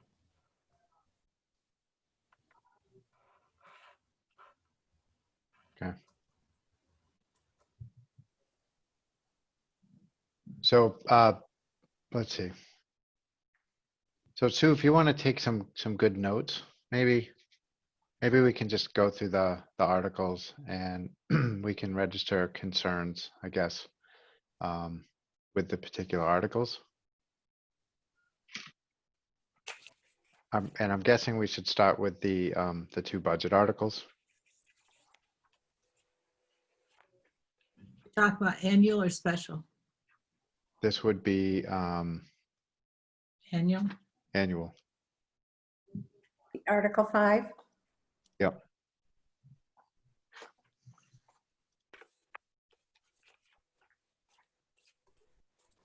Make sure that you're reviewing the table that we sent over from Becca today. All right, so this is, hang on a That's second. the FY21 balanced budget post-COVID-19 reductions. I think they both say that, so just be careful. All right, hang on a second. It's difficult.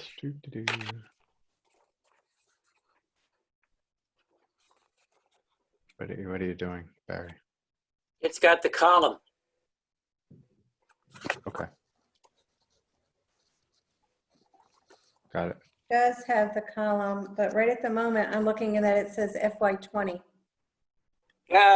Yes. as a heading. Mine says FY21.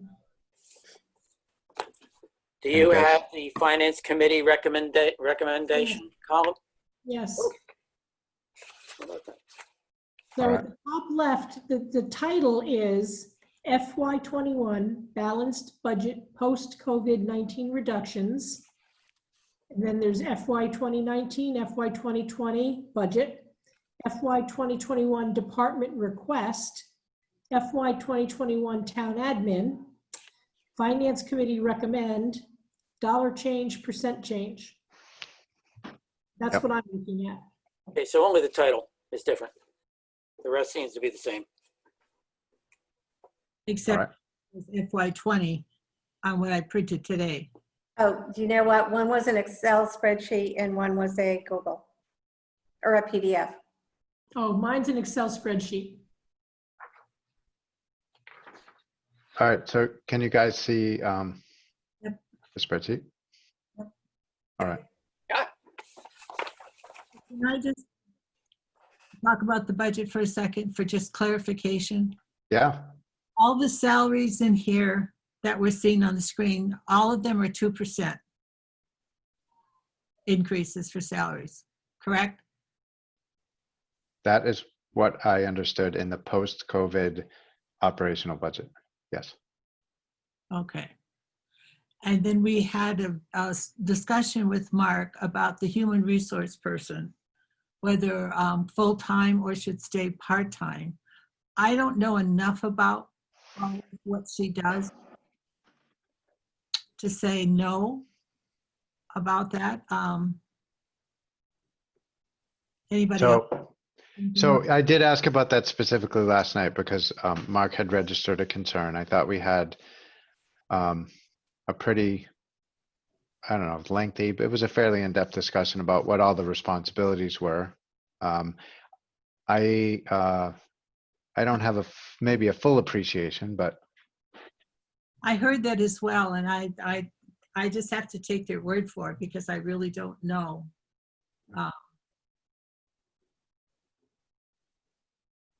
Yeah. I don't have a problem going full-time if that's what she's really needed to do, so. There was quite a litany of tasks that are headed in her direction.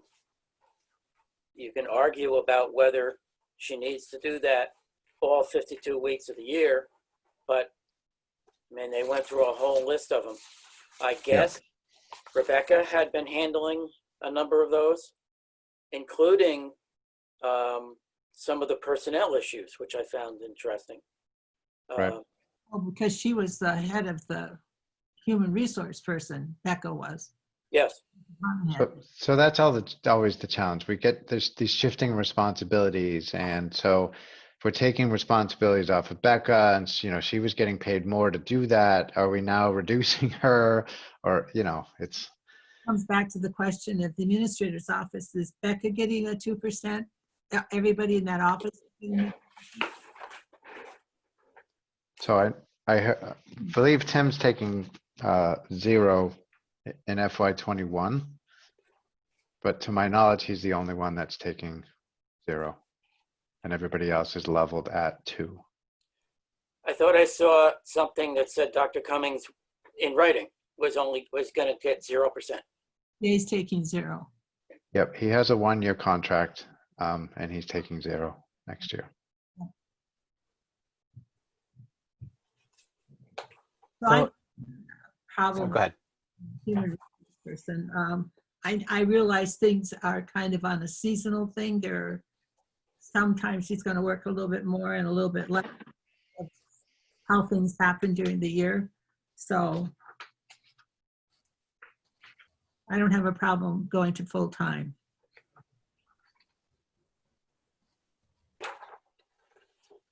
And the police department, the cars are taken out, correct? That's right. But they're not in the contingency budget. No, and they're also not in the capital plan. Did we get a capital plan? been getting so many emails, I may have missed it. We do have a capital plan. Yep. Yeah. This would have been back from January. Oh, I have that one then. It's still the 1.12. I think it's quite old at this point, but they've represented that it hasn't changed. All right, I got that one then. Thank you. Got it. But the plan for the override, if it passes, is that it will include the police cars in future years, right? I think so for the year 22 and 23, I think. If that's what we're sticking for that plan. Okay. Yeah, my sense of it is that there's no plan beyond 21. Right. The approach to 21 was we need to get back to pre-COVID proposed operational budget for FY21. And it doesn't really go beyond that.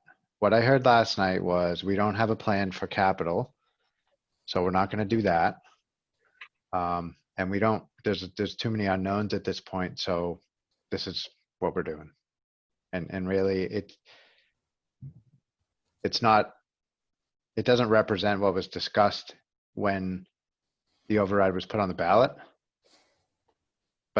But that's what the plan is right now. So that what's being proposed in the contingency budget is just, we're going to restore everything back to what it was pre-COVID proposed FY21. So as far as the FY21 budget goes, I don't have any more questions unless somebody else does. Go ahead, Dan. Yeah, so just going back to the HR position and kind of that shifting responsibilities thing, I feel like we talked about this last year too, where there's like, there are decisions being made as one-off decisions, and there isn't really like a consistent policy that we're seeing being followed. And, that's not really our issue, really, because we're not the policy board and we're not the personnel board, but it makes our job harder. And it makes things harder for us that there isn't that kind of consistency. And I'm not really sure if we can do anything at all about it. It's just really frustrating. Yeah, I'm with you. It comes up every year. And ultimately, the comp and class plan was discussed, but that plan is old and it's not adequate to actually describe how you progress somebody as you're shifting responsibilities around, or in the circumstance where you have somebody who's brought in below market for whatever reason, because we do it all the time, right? Of course, you're going to get somebody who's qualified under market and you're going to bring them in, whether it's promoting from within or just finding somebody who's in whatever circumstance, you're going to do that. But both of those, there's no policy that describes how you move, salary to recognize those shift of responsibilities or progression within, the role. So yeah, super frustrating.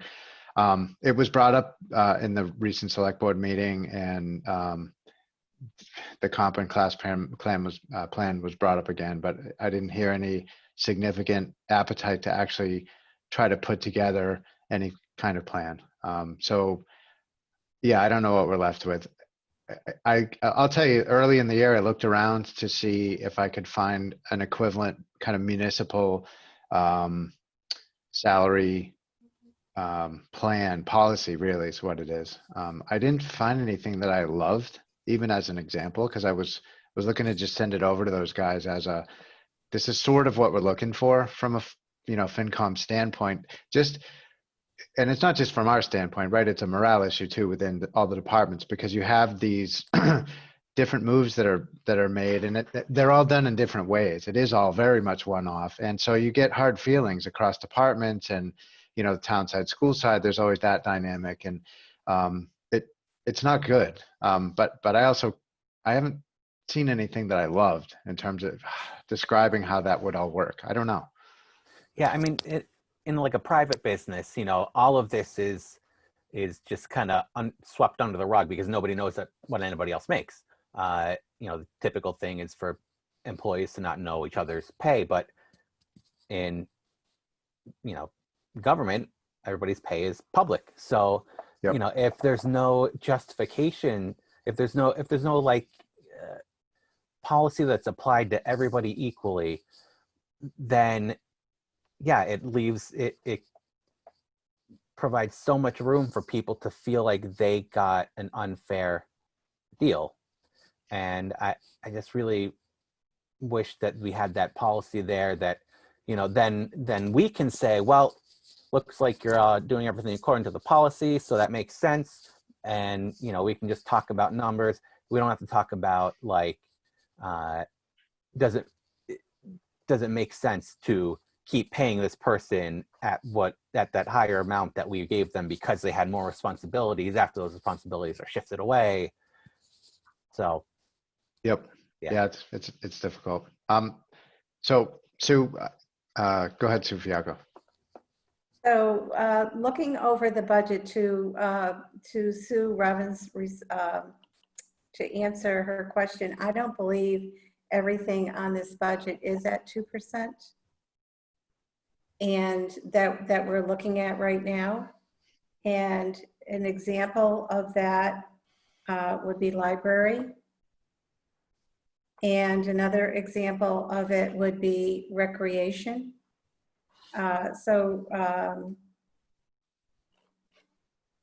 We have a 4.3% in library that was discussed yesterday. And even though there was a reduction in the contingent for library, there's still a $4,000 increase on the contingent budget. And recreation was a huge increase. And as explained last night, the number in the went down from personnel to expenses went down, was moved down to expenses, and now it's a whopping huge percentage number that's just been moved down there. And then in addition to that, in the contingent budget, there's an increase for personnel. I'm just looking at the operating budget. The contingent budget is something different. Right. That's correct. But if you look at the operating budget, I would say there's more in here than 2%. And you think library is more than 2% in the regular? It's 4.3. And, some of the numbers jive differently because HR is looking to go full-time. So that jades the percentages. But for that one, that is a change in percentage. I think the only one that really isn't different is the select board personnel, because somehow, even though that says 15.4%, Becca had explained yesterday that it has something to do with CPC and. Yes, she gets paid for the CPC. Yes. Library for the. If I'm correct, that does go to a full-time position. For the library, for the personnel, how many librarians we talking about for that line item though? 2, I think. I thought it was more than 2. Yes, no, I thought it was. Budget. I'm not talking about the contingency. I'm just looking at. Yes. Oh, yeah, that's a lot more than 2. That's $663,000. That better be more than 2 people. How many are there? One person was getting 4%, and the other person was getting close to 10. But they weren't major salaries. But that may include. I wasn't 100% clear on that. I think that's what Beth said yesterday, is that there were a couple that would exceed the 2%. So saying that out loud, yes, that probably does include across the board. But when you look at the expenses, for example, recreation, that dropped down personnel and then beefed up expenses for a great cause to become ADA compliant and work on that project. It's a huge amount of money.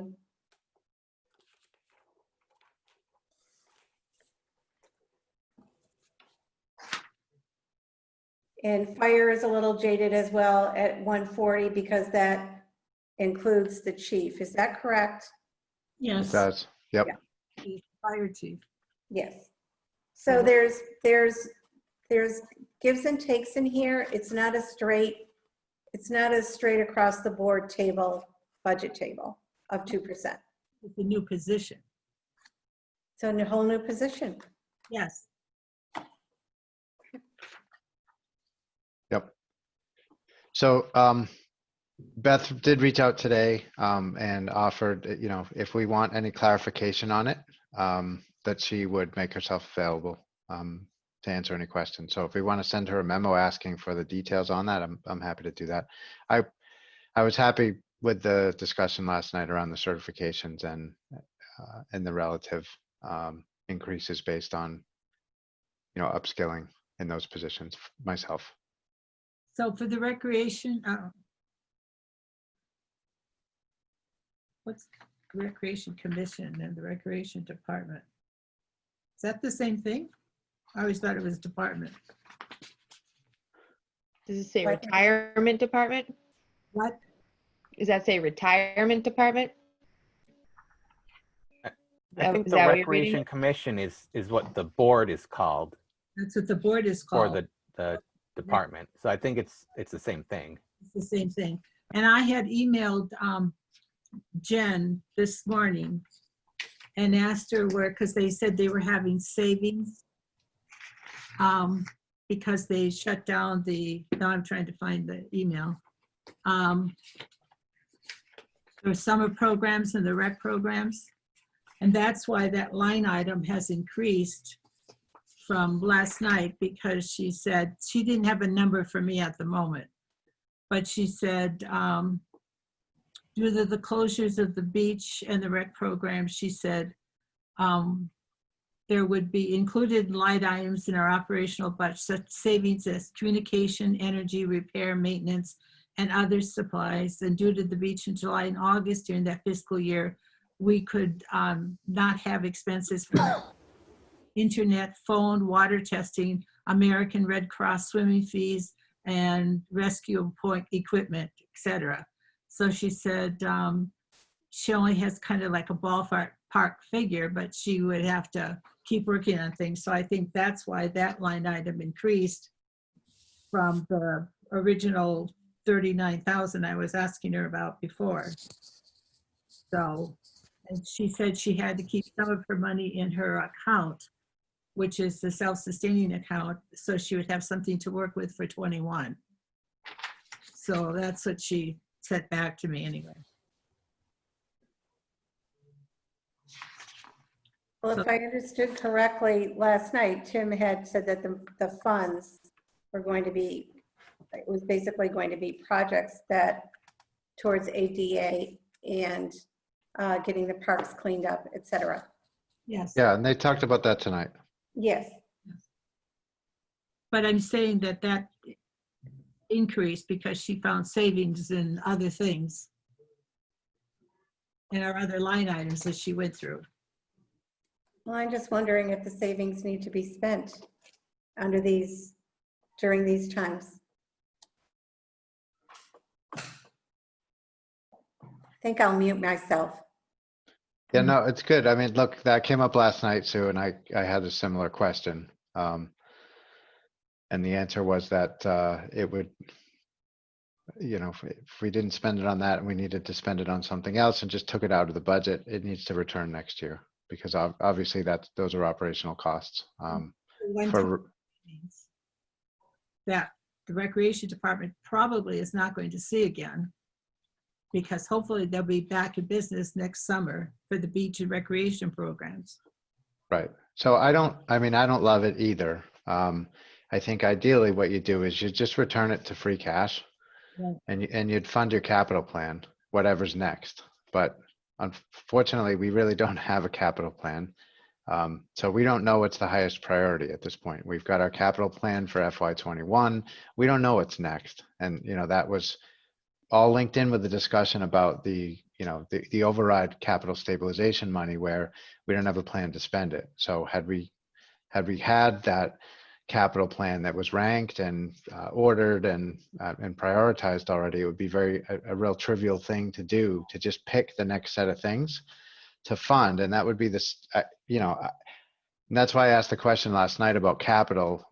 It seemed to me that a lot of these things would qualify as capital type of improvements. So why would you spend it on these specific capital improvements versus anything else? And since all these playgrounds can't be taken care of all at once, and they don't seem to have any plans for them, the savings that we're getting from not having a recreation program could buy us a car for the police department for 1 year. Right. Well, that's what I mentioned too. Yeah. Go ahead, Sue. So it's the same type of thing where it's the monies can be put someplace else. For example, the warrant articles that are for police department equipment and fire equipment, why didn't that stay in the budget and recreation move towards an option for the town to decide?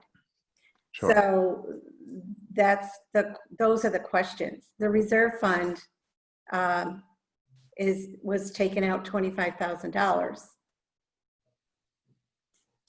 And, other things are being funded that might not be as important. Of course, we all have levels of importance based on our personalities and based on our wants and needs. But it would seem to me that the essentials would need to be put in there right now instead of things that are kind of wish lists to a point. ADA is very important. I wouldn't say it's a wish list necessarily for myself. And, I think the essential equipment was moved out to warrant articles. So likely those things will get funded. The police cars, I had a discussion with Tim on that, and his opinion is that we can go with, some increased maintenance on those cars for a year, and it will be okay. So that's kind of a judgment call, but I think the other thing that happened with this particular thing too is that it sounded like they just made the decision yesterday that they were going to free up that money by not opening the beaches. And so I don't know if they've necessarily thoroughly thought through this whole process. And so this is an idea of how to spend that money and kind of keep that in the budget, and then not next year not have to have a long discussion about why that line item is increasing so much. So that's not a good reason to do what they did necessarily, but that was the explanation certainly that came from last night. So I don't know. A little asterisk next to a budget would help us to remember to explain it the following year. Sure. Yeah, I feel like explaining it is not this overwhelming, burdensome task. You just explain it. I really don't, I just don't get why that's a problem at all. Sure. At all. Well, and I'm guessing next year there's going to be a lot of explaining all over the budget, right? Because so many things have moved around. Go ahead, Colleen. I really like what Sue is saying is that, the recreation department budget's going to need a lot of explaining next year, regardless. Either it stays here and we have to explain why it was this way, or it gets shifted out into the budget. And if it could go to fund things like the police car or even some of these pay increases that they're holding so rigid to, and just build it into the budget because they think it's so important, then build it in now with this.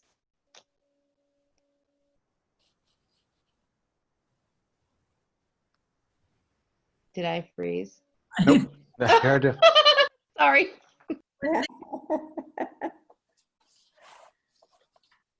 No, you didn't.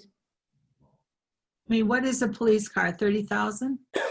It's about 45 now. And I would say, I think they're closer to 50. So, I mean, we could take some of that money and put, I think public safety is a little bit more important at this point. So. And I don't Totally agree. know.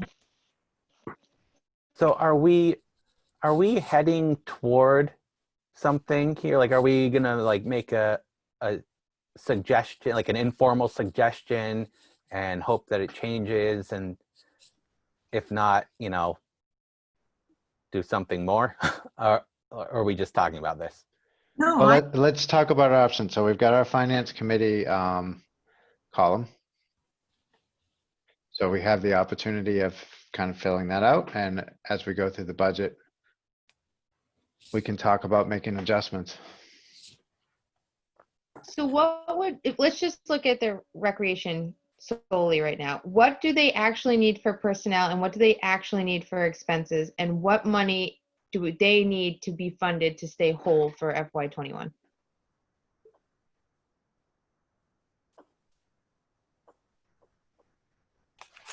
we had recreation department. 6:30. With or without opening the beach? What? Without opening. If you look at this, they wanted 315,695. Right. Okay. Uh-huh. So they then turned around and said, you know what, we're not going to open the beach, so we're going to drop almost 100,000 from our original request in personnel, but then we're going to increase, okay, how much we want for non-personnel. So they came in at a lower number, but not that much lower than their So original ask. is 73,000 the number that we could potentially move out to fund other parts of the budget and recreation will stay whole? Is that the number we should be looking at, that 73,395? Yes. In other words, if you wanted to make them whole for what they thought their expenses were going to be prior to COVID, that would be correct. Okay. And I would where, want to confirm that as well, just Yeah. so we're not making an assumption there. Yeah, they thought. But I that's agree that's what it looks like. for expenses. Well, I mean, she said that we will see reduced operational expenses due to the closure of the beach and swim lessons. Well, they're returning back the fees that they received, but she said where the reductions would be, where they would see savings would be communications, energy, repair, maintenance, and other supplies. And then because the beach isn't opening, they would be saving for expenses for electricity, the internet, the phone, the water testing, the American Red Cross swimming fees, and rescue equipment, and a few other things. So that's So it what, could be more than 73. What?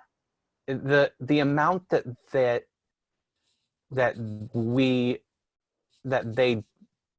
amount that they need to stay whole could be less than what they originally requested. Right, because they might not be open, they're not going to be running programs in the fall, likely, in the same way that they were.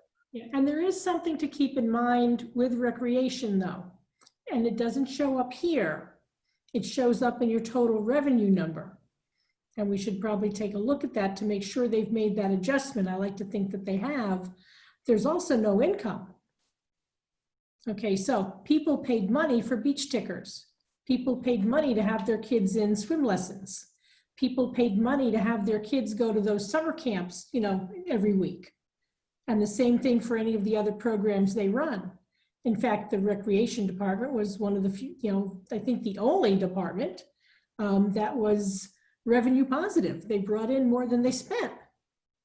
So that's all gone away. not necessarily, because she said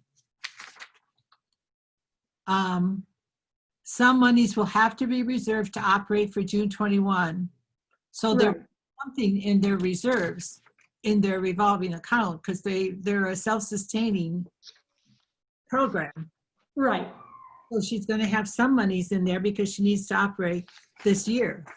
Right, so next year, if they reopen the beach on June 24th, she's got to have the money to pay you know, the people that are working from June 24th to June 30th. She will get that through the fees that she collects. Right. And, you know, we'll have special town meeting in May before that anyway. So if We there hope. needs to be an adjustment, they can make it. Good point. Go ahead, Colleen. So it's just looking at the contingency budget really quickly, and we could fund quite a few things off of the contingency budget with that 73. You could save the EDC, you could do the fire department, the police department expenses minus, you know, the big 100,000 one. You could go to MIS, GIS, and the reserve fund, and that's going to get you to 71,539. And that would bring down the contingency budget. And these are all things that were cut with the COVID, so why not put it right back in, right? I mean, that's a great idea. Or actually, this It would be budget, difficult. These cuts would happen next year without the override, but it gets you through FY21. well, but the thing is with the with this budget we're looking at right now, that this includes one-time money to balance it, right? Yep. So actually, I would think that was a great idea, but I would actually think reducing the one-time money should probably be our top priority with this. That's a Like, better idea, actually, now that I Dan. think about it, we shouldn't be spending on any, you know, extra stuff for recreation when we're using one-time money to balance the budget. If we want to make those, you know, capital priorities and pull them out and spend one-time money on them, you know, that would make sense. But calling this, you know, part of the operational budget and then also using more one-time money, not good. I like your idea better, Dan. Good job. Thanks. All right, so is there a proposal then? Do we want to make the recommendation that we don't transfer that money? And that we instead use less stabilization? That's my suggestion. Make a motion, Dan. I'll second. All right. So is the dollar amount 733? Well, Well, see, but- I want to We need confirm to- the dollar amount. Before we make a motion, let's continue the discussion if it's all right, because I need Sure, to sure. suss this out a little bit. Need to talk about the process that we would undertake to actually do this. So, because it's not really clear to me how we would do this, because I've never done it before. So, Has anyone here done it before? In the corporate world, not municipal. So, well, but we go through each of the departments at town meeting, and we vote on all those, and you put holds on any of them that you want to change, right? So I think we would ask to go to town meeting and have a finance committee column like we have here included in the discussion. And we would be recommending that we've got to agree on the number. So the thing that's really important at town meeting is to make sure that we're balancing everything to the dollar so that it's a simple thing and that it's easily understood, and that your motion that goes before town meeting floor is already prepared. So whatever we change in this operating budget has to be a balanced budget when we go to town meeting. That's what I'm saying. Yep. So whatever we decide numbers to change, we have to find, if we say we want this, we have to find the money for it. Yep. So, Well, I think what we're saying is we would not spend the money in rec, and we would reduce the expenditure out of stabilization. Go ahead, Barry. We can see what all the expenses are, but I think it was brought up a little while ago. We're not sure what all the revenue estimates are. Right, and we're not really sure what the expenses are either, so we would have to get an estimate of that. Go Well, ahead, Sue Fiacco. So the idea of reducing Article 5 with a general statement, I know we'd have to go through every single one to come up with the figure. However, if everything is reduced in the name of the atmosphere of the climate of what we're dealing with today economically, we can always go back and adjust the budget in October. Yep. And as far as the contingency budget is concerned, you know I'm not a voting member here. Make it 0, and just like the capital, work with it in October. It's not going to change or hurt anything. It'll give everybody a chance to not stuff everything in a couple of days that we should have been working on for 8 weeks. I'm sorry, make what 0? The contingency budget. If the override doesn't pass, They don't, this is a post-COVID situation. They're putting in raises back in. if the override doesn't pass, this Budget's a moot point. Then the budget's a moot, the contingent budget is moot anyway. So if the override passes, then it can be discussed what the impact of the override is, just like the forecasting is going to be discussed after the voting anyway. So it's an October town meeting situation. I'm confused what you're saying. Yeah, I don't understand that either, Sue. This override is supposed to represent a level of service that we're providing. And so if we're saying that we're not going to spend any money out of the contingency budget and we're going to talk about it in October, then How do people know to vote to support something that they So don't? Yeah, that isn't what Article 6 actually says. What Article 6 actually says is they're going to put the raises back in. It changed what the override originally meant is no longer represented in any of these articles. So you're saying what the override originally meant was schools and public safety. Yeah. And Article 6 is now COVID stimulus. That's correct. right, but that's different than what you were saying with set it to 0. Right. Because ultimately we want to be funding something. We have to be telling the town that they should vote for the override because they're going to get something. And if you sort of nullify the contingency budget, then why would anybody vote for an override? That Right. doesn't make sense. Because it's not just about next year, Sue. It's about the next few years and maintaining some reasonable service levels in town. So I totally 100% agree with you. I hear what you're saying about the raises, but I think that's the approach that you're suggesting. I just don't know about that. Yeah, maybe it's not a great approach, but it's a comment that this does not represent what the override stands for. And the override is really taking place at the election. The override itself only says what you're going to do in FY21. It doesn't represent the other 3/4 of the 4 million. To me, it doesn't represent anything. It represents something that was taken out and now is being put back in as a result of the pandemic. Right. Yeah. So we're all saying the same thing, Yep. I think. So the other comment that please that I'd like to make is to put police and fire on Article 6, and then also have it represented in individual articles, I believe 17 and 18, with the comment that if everything passes, we'll just hang on to that money for a year. A whole lot can be done with those large amounts. I think one or the other, it should be one or the other.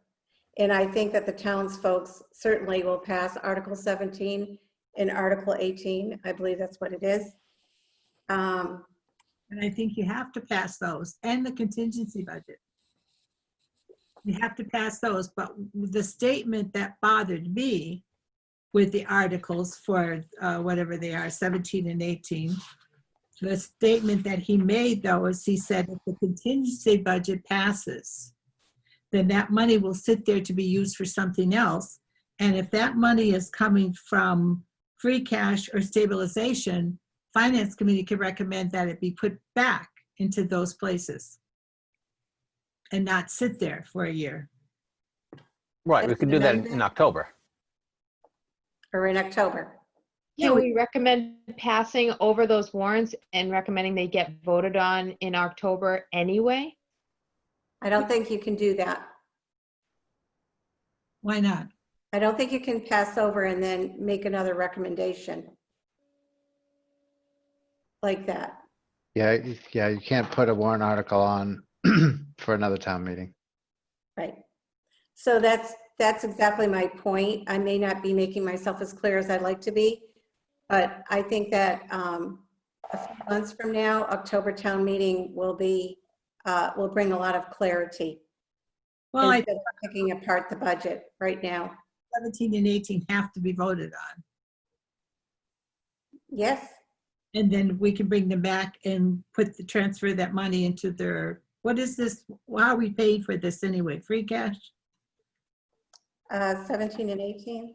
Yes. I forget. Is it free cash or is it stabilization? From available sources. We'll know tomorrow. Becca's going to send me the red inked cheat sheet. Did she say last night where it was coming from? Did you? She may have. Just give me a second.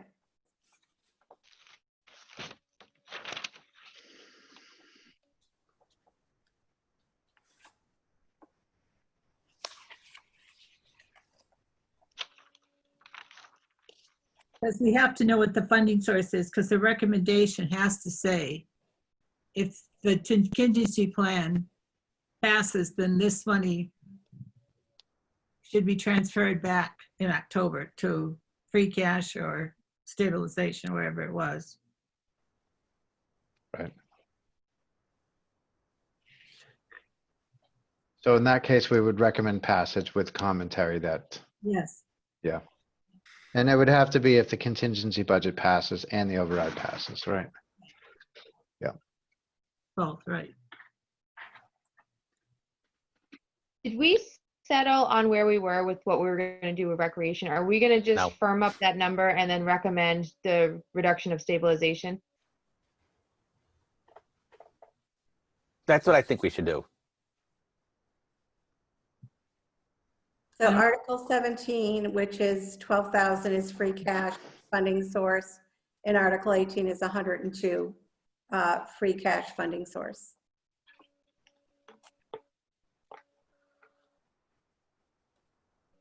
Okay, so those will go back to free cash. So rec, Well, they don't have to go back to free cash.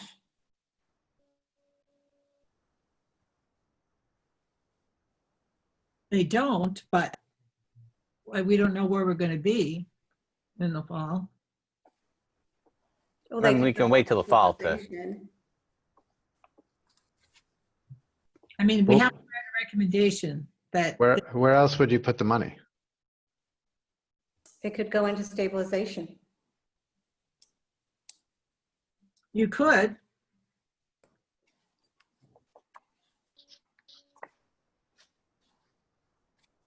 do we have to make a recommendation for what to do with that money now? No. I mean, that would kind of come up in when we get closer to October and there's a plan on the table. I think that October will bring a plan on the table. Yeah, so I think for now, it makes sense to do that, double appropriation if we really want to make sure we're able to spend that money before October. So, I mean, that makes sense to me, and we can just note that the money can be reappropriated at the October town meeting. In the recommendation.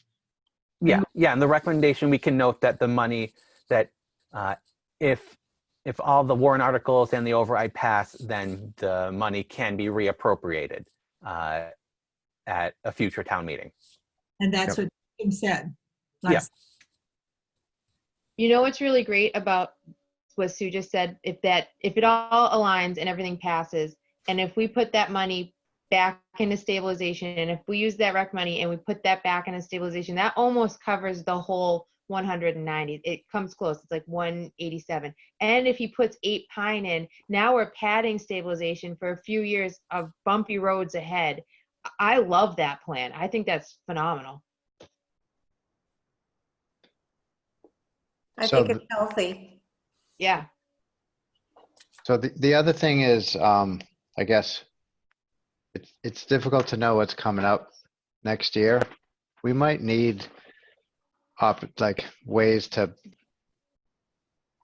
I'm a little concerned about some of the commentary last night, frankly, around how we would respond to cuts.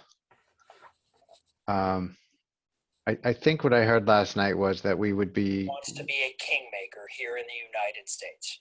In a Whoa, that. Thanks for sharing, Barry.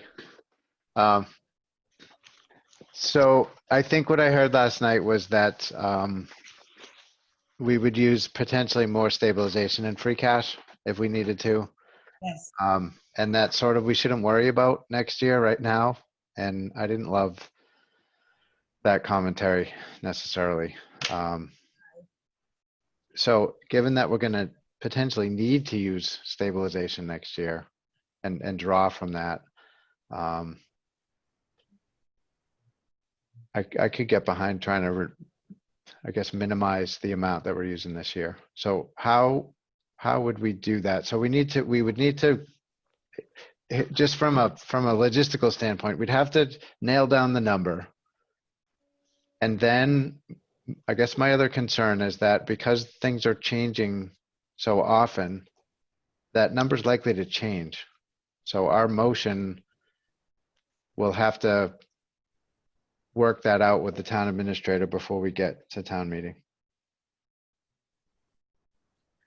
Because I think it's going to change, would be my guess. So whatever we come up with as an agreement right now is probably going to change between now and 3 weeks from now. Article 17 and 18? Nope. I'm talking about Nelson Park. So what we're saying is instead of them using the unspent money in personnel, because they're not going to open the beach, to fund park accessibility,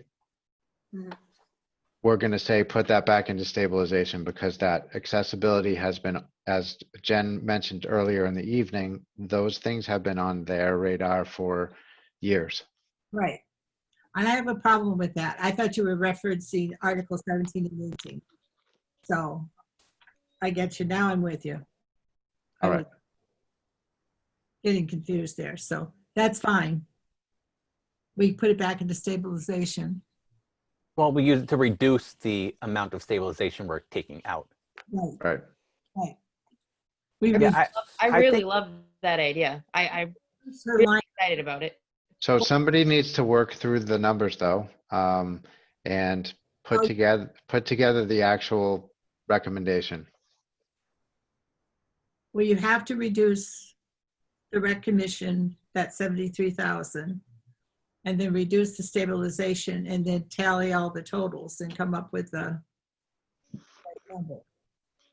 I would just confirm, just like Dan said, I would confirm that 73,000. Because they're only taking out 25,696 out of salaries. So I don't know that the whole 75 is actually what they're using. Right?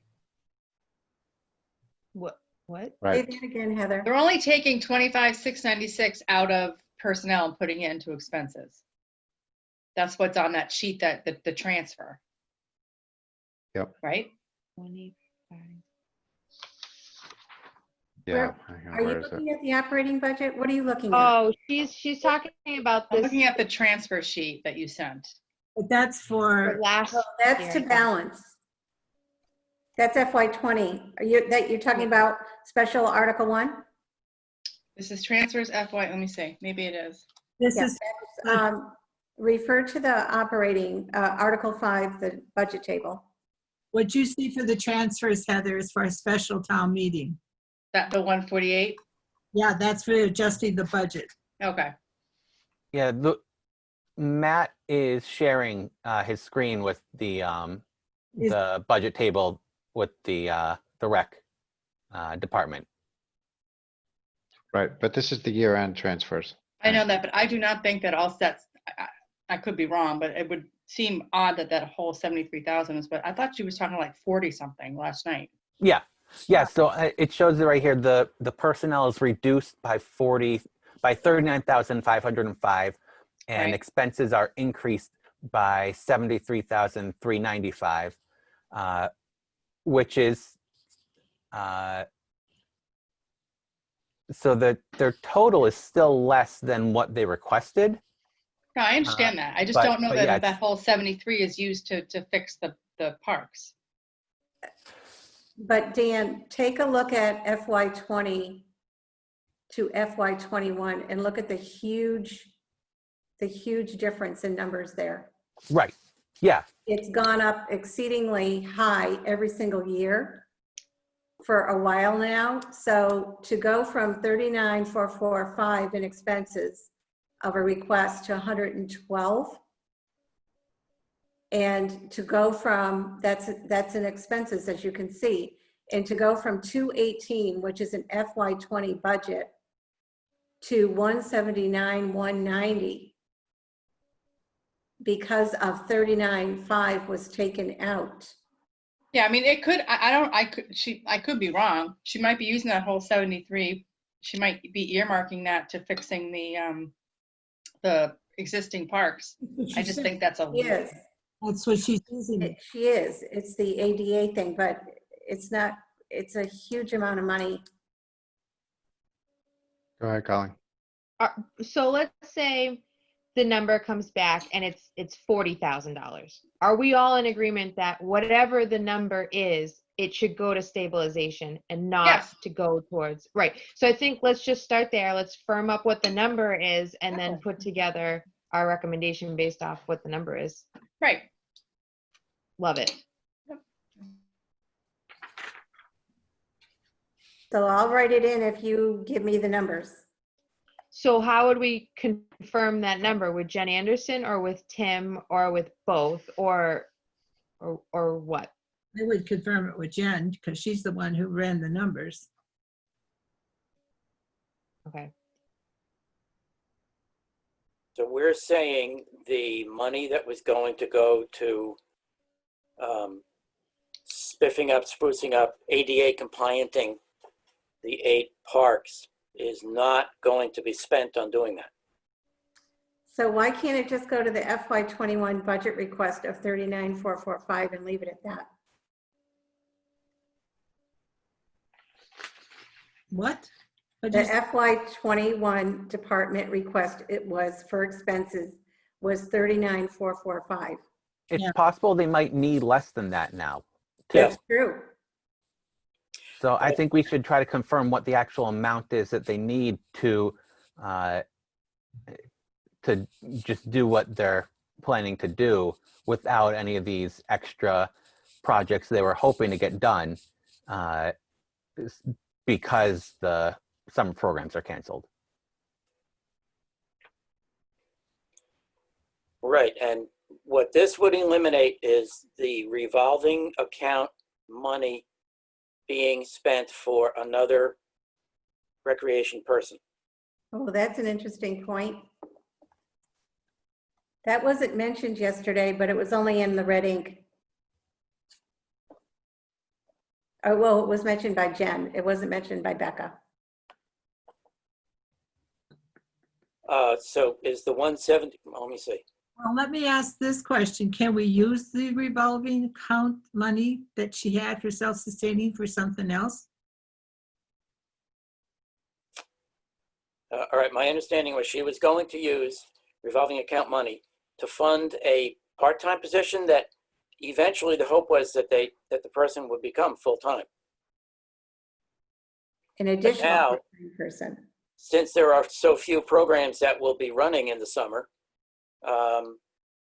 whatever, the revolving account won't have money coming in, and then it won't have any money that would be spent going out.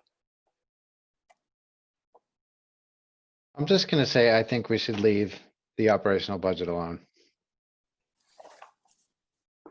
Like not do anything with the rec or reducing the stabilization amount? Yeah, I don't, there's not enough time to do this. It isn't. And everything is going to change over the next few months in a very significant way. And to me, this just feels like, I totally understand the whole contingent budget thing, but with the operational budget, anything we try to do, we're not going to have enough time to properly do. Then we're going to show up and we're going to look like chumps at town meeting. And I'm not going to do it. I just don't support that. I'm sorry. Yeah, because when you're thinking of, Finance committee, if we're gonna do something at town meeting, we have to be on extremely solid grounds, because finance committee is generally doesn't come out well, as we've all seen in town meeting, when we're not unified with the select board and the town administrator. And I want to be very conscious of all of the moving parts that are happening, and So- how we're actually conducting ourselves. So this isn't, that's not a cop-out, but I'm concerned about how much time. Go ahead, Dan. So I, so take off the town meeting thing, and do you think it would make sense to just, make a suggestion to the town administrator and select board to consider reducing the recreation expenses and not doing that extra stuff, and having just have them consider making that change, just because there's a chance we might need the stabilization money if things don't get better, if things get worse. We want to be spending as little of that as possible. So I think Yeah, absolutely. That should be, I would agree with an approach like that. Go ahead, Sue. And I was going to say, I agree with you. Because things are so up in the air with this COVID thing, and maybe the school not getting their Chapter 70 money if they get a 10% cut. There's going to be other cuts. So if I would just soon leave this, because this operating budget is going to get cut some more. Chances are, come fall. I think the whole thing's going to change. Go ahead, Heather. Yeah, I was gonna say the exact same thing. So this is so fluid, like I said before. I mean, I don't think this budget is gonna stand up in 3 months. I honestly think it's all There's no gonna way change. it's gonna. I think it is. So to spin our wheels now to try to pull this money, I mean, I think a suggestion would be great. I don't know that he'll listen to us, but maybe he will, I think he's probably stuck in a bubble right now, because he's probably, he hasn't been able to take a step back. So maybe we can use, our influence as being, Tim, let's just take a step back, and this is our suggestion. And maybe he'll take it, maybe he won't, but I think he's so drilled down into the numbers right now that he's probably getting lost. yeah, and Well, it's not yeah, like they and just then made next- that decision to close. Right. I So agree. Yeah, it may not even have occurred to them yet. right. So But I will agree that I think a suggestion to move it into stabilization is 100%. I would totally support that. They should be thinking about it. I don't know if Tim thought about that. I don't know if, that was something that, it seems like all of this evolved over the last couple of days. And I don't know if they've thought through it. I don't know if they've thought through it thoroughly. I would suggest to you, Matt, just to contact him and ask him if he's given any thought to the savings from the rec department could be put to stabilization. I just Sure. considered that. if the committee is okay, I'll just send a memo over to the town administrator and select board to have them consider it at their next meeting. I think it's important, right? Colleen, I totally understand where you're going with this. But I think we've got to focus on, I think the contingency budget is much more important. And I really don't think that this budget, it's not going to reflect what's actually going to happen in once things happen over the next few months. I think things are just going to be changing so quickly. There's so many unknowns, and this is I hate to say this, but relatively small amount of money. But even if we had made the recommendations or however process, we told Tim last night we weren't going to come surprise him at town meeting. We were going to try to work in conjunction with him to make sure everything came out to the dollar. I wasn't going to try to bundle anybody with this. It was to be discussed openly. I just don't know how we do this piece. We've got to do our recommendations. We just have so much work to do over the next little while. I think we need to prioritize the things that we're going to try to do. And to me, this isn't the thing that I want to focus on necessarily, because I do think there is so much that's changing. This just doesn't rise up to the level of importance for me personally, but that's just how. Colleen, I think if the atmosphere was different and the situation was different, I would agree with you. But I think we need to leave the operating budget as it is, because I can assure you, we will take a vote on this number, and 3 weeks later, we will get a different number. And before we open town meeting, Finance Committee will be reconsidering a different number, which we've done in the past. We've had to reconsider numbers at the last minute, half hour before town meeting opens. So it's just like Heather said, there's just so much fluidity going on with these numbers that let's just leave it as it is for now. Yeah, and I think October town meeting is going to be huge. I think that's when hopefully a lot of this will settle. I'm not sure, but I think there's going to be a lot of changes and a lot of warrants, I think, dealing with all this in October. Right. Yep. So Matt's basically just going to email Tim the idea, and if Tim wants to go with it, he'll go with it. And if he doesn't, we're going to move on.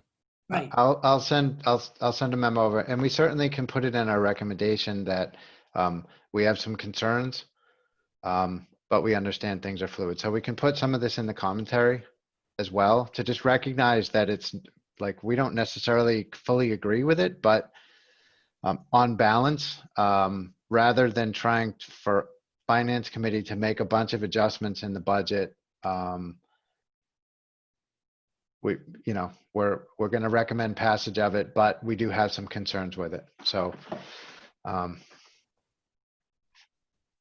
think that's the approach that we should take.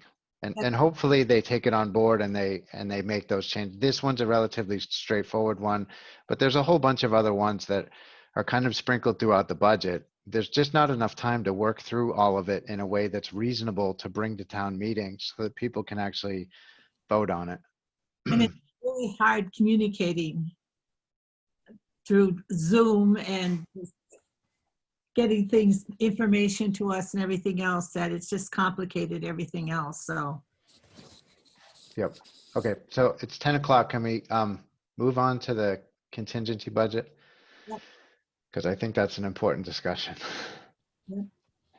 All right. So I'm going to just open it up for discussion. How I think we've already talked about it a little bit. Broadly, what I'm hearing is that the contingency budget doesn't represent what was originally proposed. Right.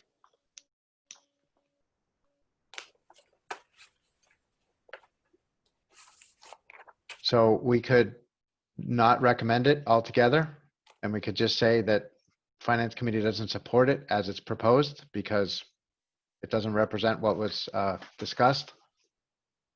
We could propose something different, which would be a little bit more representative. Again, whatever we do, I think has to be very straightforward. Could we just recommend doing the schools, police, and fire, which is what the override was originally for? So let me pull out, let's see, let me pull out that and let's look at it.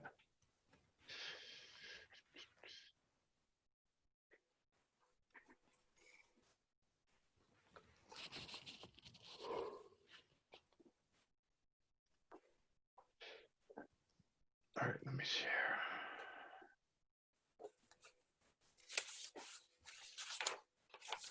Okay.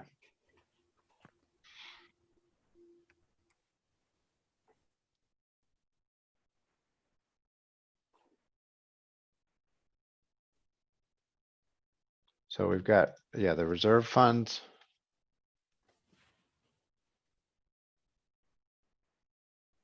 So Thought we had Mike, said that the personnel down, we were gonna pull out. Is that what? yeah, so this is anything.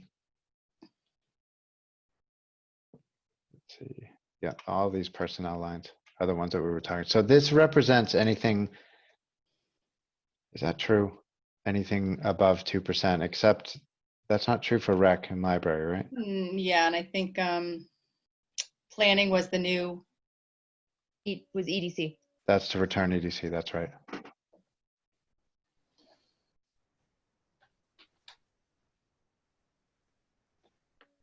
So I feel like this is something that we could work on that is much simpler. We could make an adjustment here and we could pay for something else.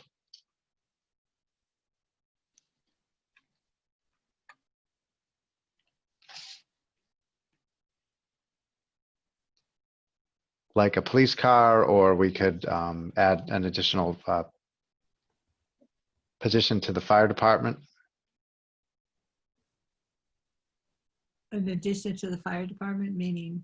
Yeah, so what I've gotten from the just discussions with the chief and the fire study committee and whatnot is the two key positions are kind of the chief, and we've got to transition Steve Charis out and bring in an inspector. So we could do something for them. It's not great, but that would be two positions that could kind of be the core of that fire department transition.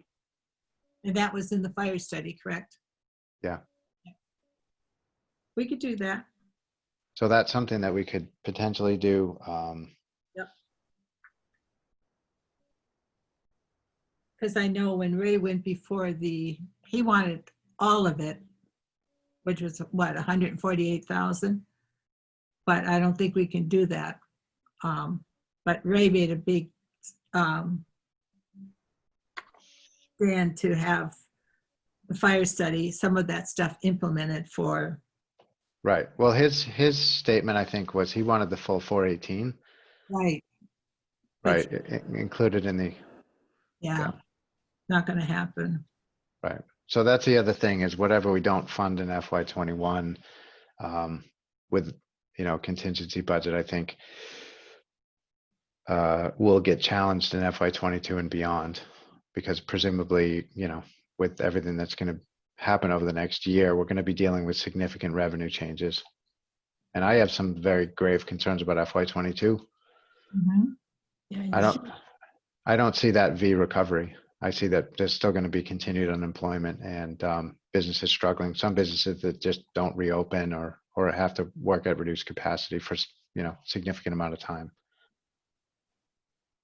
So I just did a little math because I know the comparison between municipal and schools likes to be made a lot. And if we reduced all of those personnel, it would be 56,000 on the municipal side and 52,000 on the school side in just the personnel lines there. So it would be pretty close. Both the school and the municipal side would be seeing about 50,000 in personnel reductions if we move forward this. So just wanted to point that out. Colleen, are you including the EDC coordinator for 30K? I am. So we're saying we want to get rid of the EDC coordinator? I'm saying if we took out all of those personnel lines, it would be pretty close to 50-50 on, it's not just, we see them all listed out and it feels like it's more, but it's the dollar amounts will be pretty similar. Personnel hits for the school and municipal side. Yes. But in these days of 90-10 and trying to get more businesses to come into Grafton, we're going to get rid of our economic development coordinator.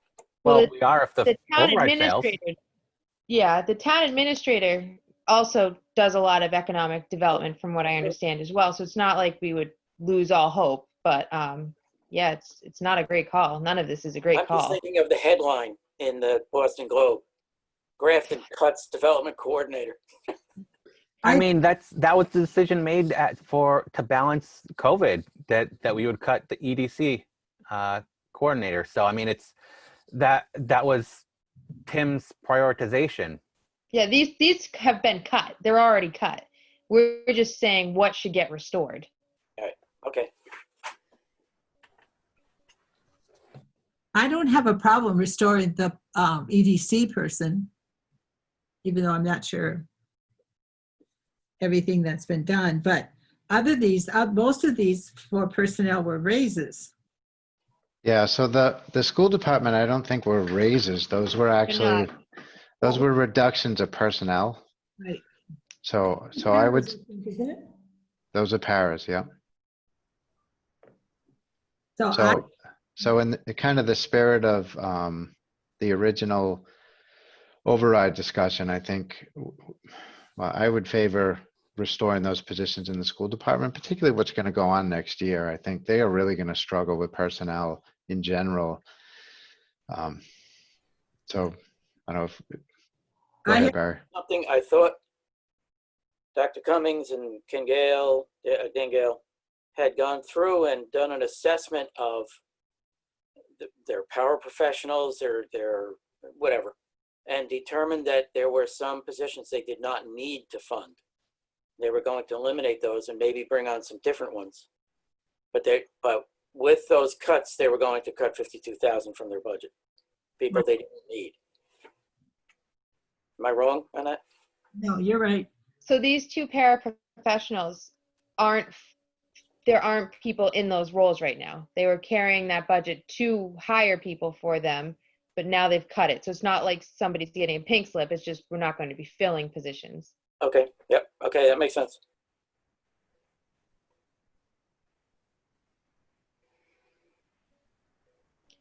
So if we did the 50-50, we're looking at $100,000 in cuts. Does that really amount to a hill of beans? Well, do we It's a continue car. cutting after that? Or those would be the only cuts?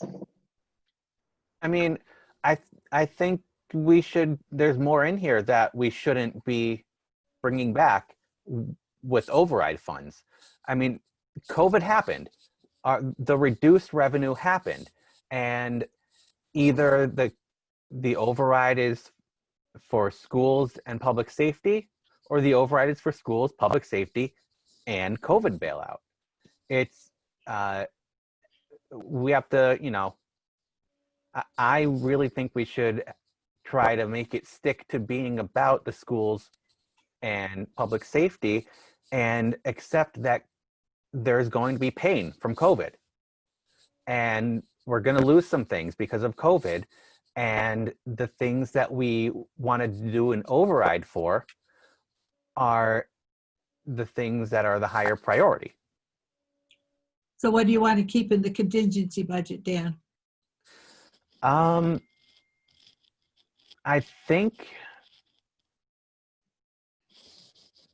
I'm good with the schools, fire, and police. What about highway? I'm still confused about highway. We got different messages about that, and I don't really know what the actual truth is. But I mean, if we're cutting it, if the override fails, we're cutting it. So we can do without it if the override fails. So I don't see why we would bring it back if the override passes. It's not an override for highways. Sure. So I thought that was a split number though. So we had 100 from chapter 90 and then we had 50 from a warrant article Tree that was left over, the tree fund, yep. So from an operational standpoint, I would think that we would want to restore 50 back, but not the 100. In a previous meeting in May with the select board, Becca did say that Paul Canoyer had assured her that the 50,000 wasn't going to be missed. So I don't know if we would want to confirm that, but I mean, if that's the whole point, we're tightening our belts. Like if it's something that can be tightened, then tighten it. Yeah. So let's see, how does this warrant article read?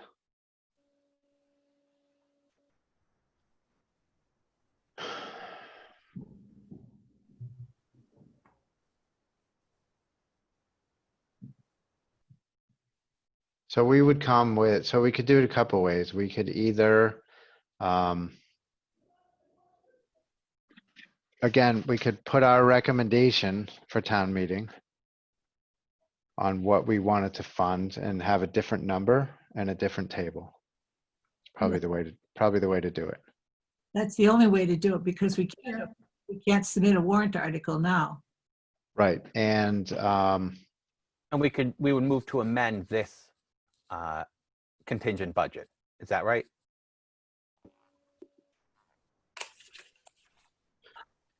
well, it's not really a contingent budget necessarily. It's a warrant article which represents some line items.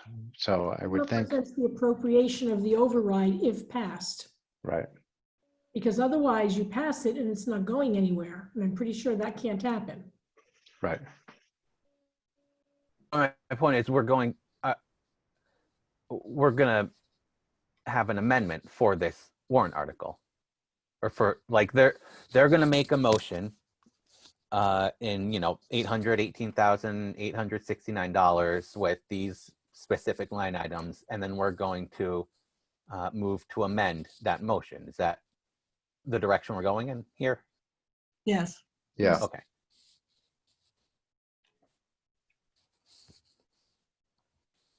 So somebody quick add up, police, fire. 331, 220.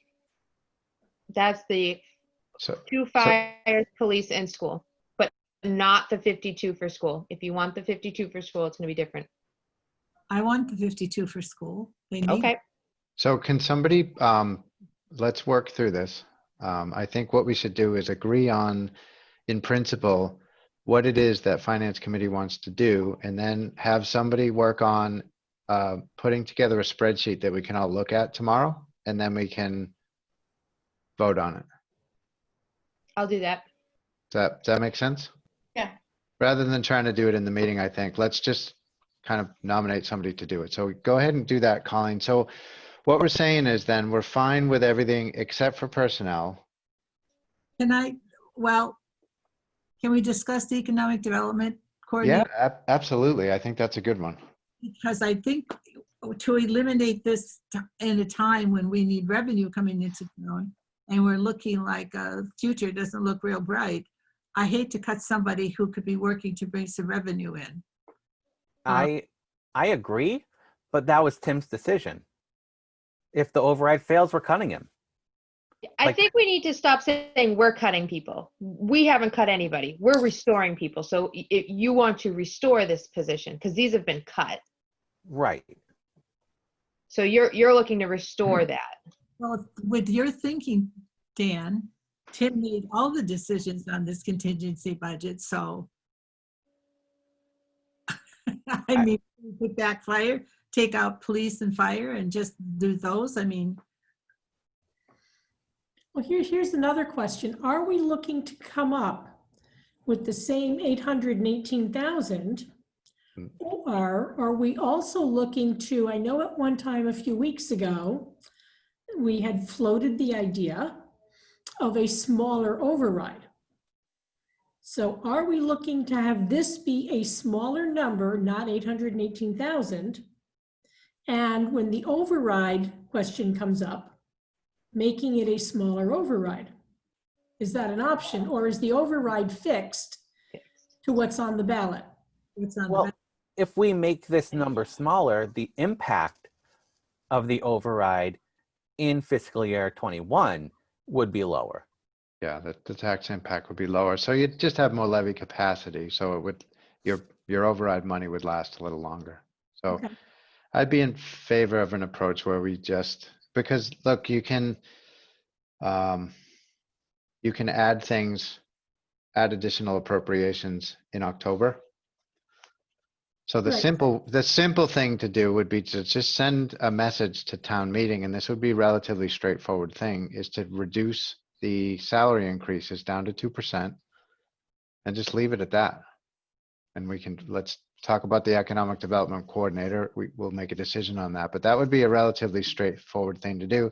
And then if, we could, that would free up enough money potentially to hire that additional position on the fire department or whatever we're going to need. That's the point of it, right? We don't know what we're faced with coming in FY21. So we want to be we want to show as much fiscal discipline as possible. And this is a simple way to do that. So we can always appropriate additional money if we want for what we think we're going to need, because very clearly, we don't know what we're going to need, particularly on the school side, but likely on the town side as well. So let's give ourselves as much room as possible.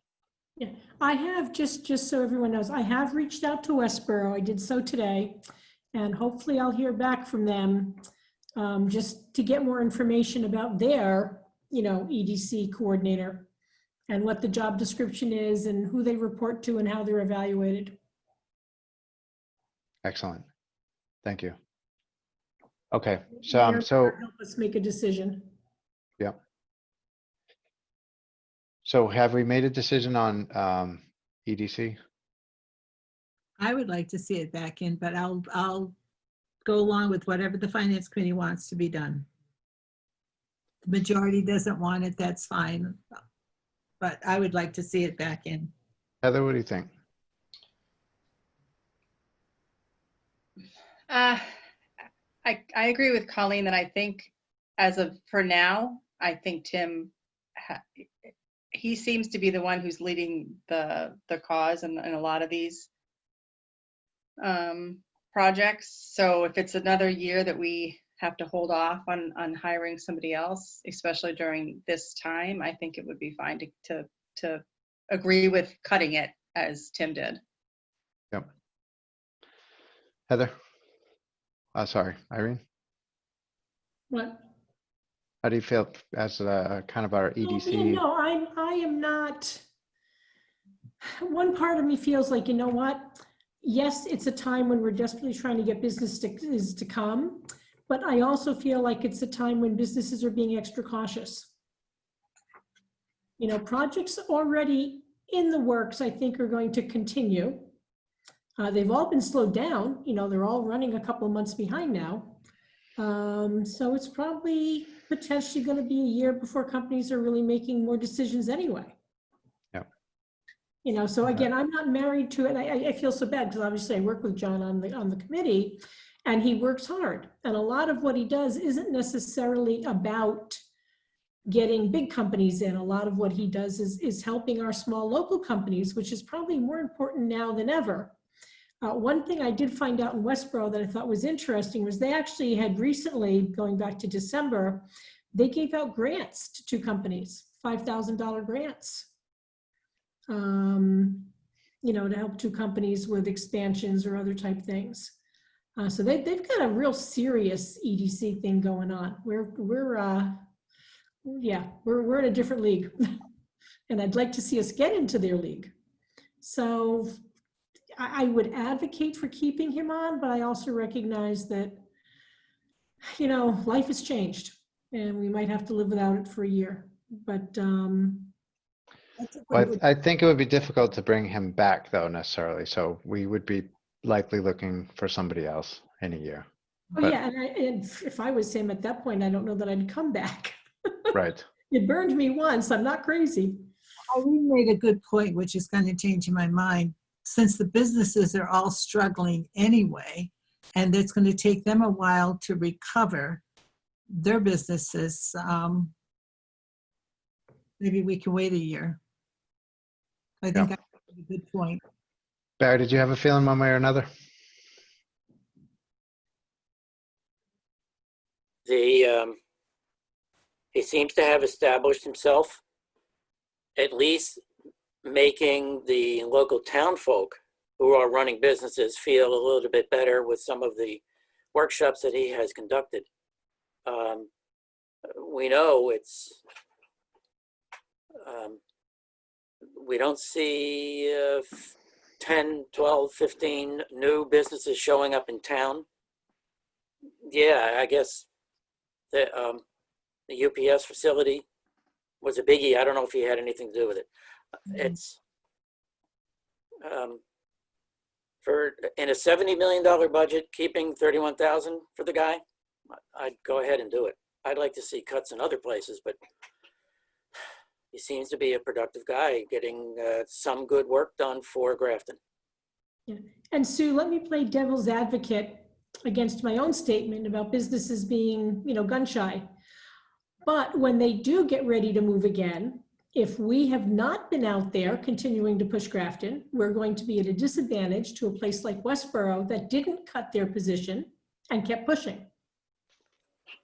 So we could potentially lose ground. We could. I'll go along with whatever the finance committee decides. All right, one last comment, Colleen. I just wonder, I mean, it's not like if this position isn't restored, all hope is lost, right? We have an administrator, an assistant town administrator that's part of their job, correct? Yes. Yeah. Yeah, and we have EDC as well. So we'll be moving forward. We just maybe at a slower pace. Right. Eric, did you have anything you wanted to say?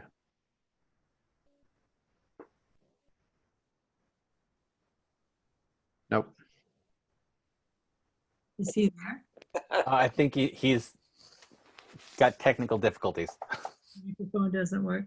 Come on, man, you're in IT. No, he's in sales in IT. Hey, He's that happened with to me one time. Amazon. It was frustrating.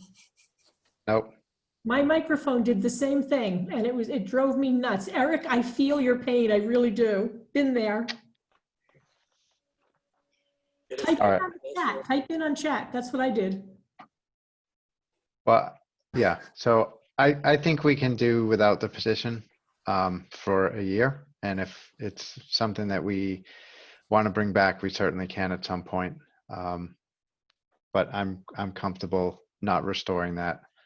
And if the override fails, that's what we're doing. That's right. Okay, so I think so are we set on the rest of it? Why don't you go over what we're going to keep in the contingency? So it's going to be reserve fund, MIS, GIS, police department, fire department. We haven't decided on library, highway or library. Can you hear me? Cut 50. We can. Eric. All right. Don't know what happened. Welcome back. Yeah, thanks. So I do not like cutting that position. When I look at the dollars spent versus the potential, I am on the EDC, full disclosure. I'm not representing the finance committee on the EDC, but I am on it. I think that the goals and measurables for that position should be better defined. But, people need to understand, like right now we're paying $30,000 for it. So, you can't expect to get the world for $30,000. So Eric, that's all I have to say. Rose page. But how much are they paying for that position? It's probably full time, right? 1,000. Yeah, so it's full time. Yeah. But still go look at their page. They've had one for a long, long time. Yeah. It'll Right. show you what it can be. Yeah. Yeah, I but just think cutting that is, to me, like I'll disagree with you guys who I usually agree with. I think it's an it's an optics thing, but I think it's like not it's like there's no value there in the optics. Like just cutting to cut in that position, I disagree with. So I agree with you on the general issue of optics, but I don't feel like it's entirely optics here. I think it with each of these things, Tim has already made the decision that we're cutting them if the override fails, and I think that so something that I think we should be discussing that I'm not hearing is how does this contingent budget, which includes a whole bunch of stuff that was not part of the original override discussion and override projections, how does this affect those projections? How long do we expect that the override will last us? And I know that's a lot of uncertainty just because we don't know what's coming next with COVID, but this is definitely going to make the override last less long. But there's probably a better way to say that. But it's going to last for a shorter amount of time than if we were to only stick to the schools and public safety that was the original purpose of the override. Like, what if we weren't considering an override and then COVID happened? Would we have said, oh no, we're going to be making cuts to the budget, let's do an override to bail us out from No, we COVID? wouldn't. Right. So I don't think we should be doing it now just because we happen to be considering an override at the same time. But if you're going to say that though, then we shouldn't do the fire department, like we shouldn't do the warrant articles either. Because those were made because of COVID as well. That's a good point. Yeah, I think, not to keep this conversation going, but I come from the business world, and this is a $60+ million budget, but like 99% of this budget is what we would call running the business. Yep. And this is like the one of the only, if maybe the only positions that is actually meant the purpose is to help bring in more revenue. So to cut that when we are perpetually going to have revenue issues in this town because we do not have a commercial tax base to support our population growth is short-sighted to me. But if the override doesn't pass, or if we weren't considering an override, it would be cut. I don't think it should be cut then either, though. That's my whole point. Cut another position. I think I would agree with you on that. I just think that was Tim's decision with Tim's prioritization, and I mean, I guess this contingent budget is also Tim's decision, and we're considering an amendment to it, but yeah, I just feel like that wasn't the purpose of the override. I mean, I guess the problem is things have changed. Go ahead, Colin. Yeah. So here's my question. Let's say the override passes and this is the contingency budget we have going forward. How much will we be able to even do the original spirit of the override? Because now every year we're going to have to be putting 800,000 of this to fund what we're funding here, correct? And basically we'll just be COVID and schools now, and we're just bumping out public safety just to get it to last the few years that we're saying it will.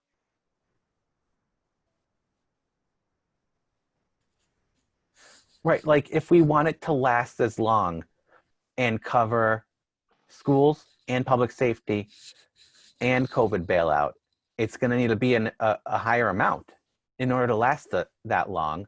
Correct.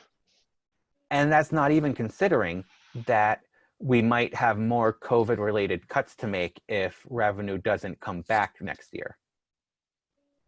Okay, so when the override passes, so let's say it passes this year and we know exactly where it's going because we have to pass this contingent budget to allocate the money.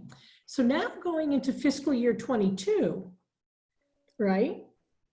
We don't get to say where that specific money goes, do we? Or is it now just part of the budget? It's now just part of the operating budget. It's just part of the budget. Okay, so this is the only year in which we get to attempt to really specify where that money goes. Right. But in FY22, if we wanted to grow the budget a little further to do some of the fire stuff, we would have the capacity to do that. So we would be covering this plus more, and the fact the override would just shrink and the window would be gone a lot faster. So if we were able to shrink the contingency budget now, we're going to be able to stretch it longer. And it's not great. None of these are great choices, but it's what's our long-term vision. And unfortunately, I feel like it's very short-sighted right now. It's just get this passed and move on. And I don't think the long-term vision of how it will affect us has really been discussed. Yeah, no, I think this was the simple thing to do, right? We've identified 618, we're going to put 618 back, and that's all we're going to do. There isn't a long-term plan. We don't know how long. We can't do forecasting right now. It's meaningless. With all of the things that are going to happen over the next year, there just is no way to realistically do that.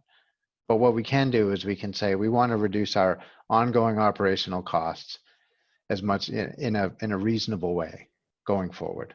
And that's kind of the best that we can do in this terrible situation, to signal to the town that, look, we still want to provide a certain level of services, right, based on what we had originally discussed. Everything's changed, but we are responding with a strategy with the best information we have right now that preserves, this override money as long as we can. But things are going to change, and so we can't make a long-term commitment to what it is. But what we can do right now is we can reduce our ongoing operational costs. So I think that's sort of the message is, and to the people who aren't getting paid what they should, like Candy, there has to be a discussion about, look, we don't know what's going to happen next year, so we're not comfortable incurring those costs. But once we're on the other side of this, we'll have a plan to restore, that salary back that we were unable to really restore kind of post-COVID with this override. So that's always the challenge in Grafton, though, is because if we don't do it now, there's this feeling that it's just never going to happen, right? And that's difficult, but that's where we're at. I mean, so I think we've made a decision on the coordinator. So I'm going to just do a straw poll, and everybody just put their hands up that, how are we going to do this? Wants to restore the, I'm losing my mind, the economic development coordinator. I need to kickstart my brain, in the contingency budget. So 1, 2, 3, 4. All right. So we have a majority of the people that want to take it out. So Colleen, work on the spreadsheet. We've made all our decisions, right? So my only other question would be for highway. Are we taking out the 100 and leaving the 50, or taking out all of it, or taking out 50 and leaving the 100, or where was everybody on highway? Yes. Very. So I'm not clear on highway. The message has been unclear, that's why. So we know Chapter 90 will be available, but it's unclear if it's going to affect projects or not. We've heard both versions of that. And we know the tree fund has more money, the $50,000, as far as we've been told several times, it won't affect it. But you should see the list for the trees. Yeah, I remember at one point they had a really large number of trees. They were saying like 750,000. I'm surprised, but I don't know. They have a long list, but they're not going to say no when they're asked if they can take money away from them. So I don't know. So should we library expenses? The library expenses were an unfunded request from FY21. So they didn't have that in FY20. And what's it for? I don't remember what it's for. I just remember that it was one of those, when we were talking about reducing the budget, that was an unfunded request. So they've never had it, I'm saying. We're not restoring anything that they've already had. They've just never had that.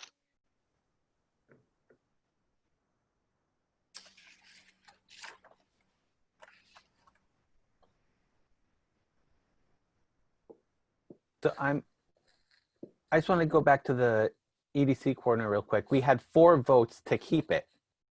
So wouldn't that mean there's 4 votes at most to remove it, since Mark's not here? We only have 8 people. Oh my God, you're right. I mean, I'm happy to win, but I don't want to. This is easy enough. I can make this sheet to include it, and then when we have everybody together, just whip it out. It seems very controversial, so it's so much easier to include it. Yeah, I need to think about it a little bit too. I don't know. Go look at the Westboro Town website, click on their EDC. Yeah, Westboro's not Grafton though. They have such a completely different town and development situation, and it's just not. I recognize that, but it's still worth taking a look at. They border us and they have a similar population size. All right, well, I'm not More of an interface too.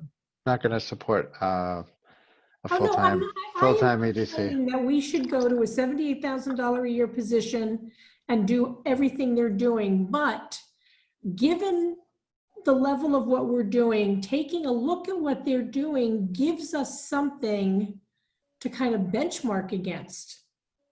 It's apples and oranges to me. So much more we could do. Of course, if we if we had the budget to do it. I don't know. I'm all for thinking about this and coming back to it. Yeah, my issue with EDC is always, you're looking for that one big fish, right? And so, I don't know if our EDC coordinator is the guy who's going to get us that big fish to move the dial like that. What you want to come out of economic development is moving the dial in Grafton. And I've been on the fence ever since day one on whether it actually is possible with a part-time position, but it's never going to happen if we don't put some intentional, deliberate resources into trying to land that big fish. So that's where I'm always kind of, I don't know. The other side of it is too that it's a position, it's not a raise. So for me, that's actually material in terms of my decision making. So I don't know. Let's table that discussion on the EDC coordinator for now. Colleen, just put it in there, and we can calculate the numbers after some additional discussion. Go ahead. 150,000, Matt, for the highway. Is that all from trees? It's not. No, it's From trees? 50 was from trees. Right.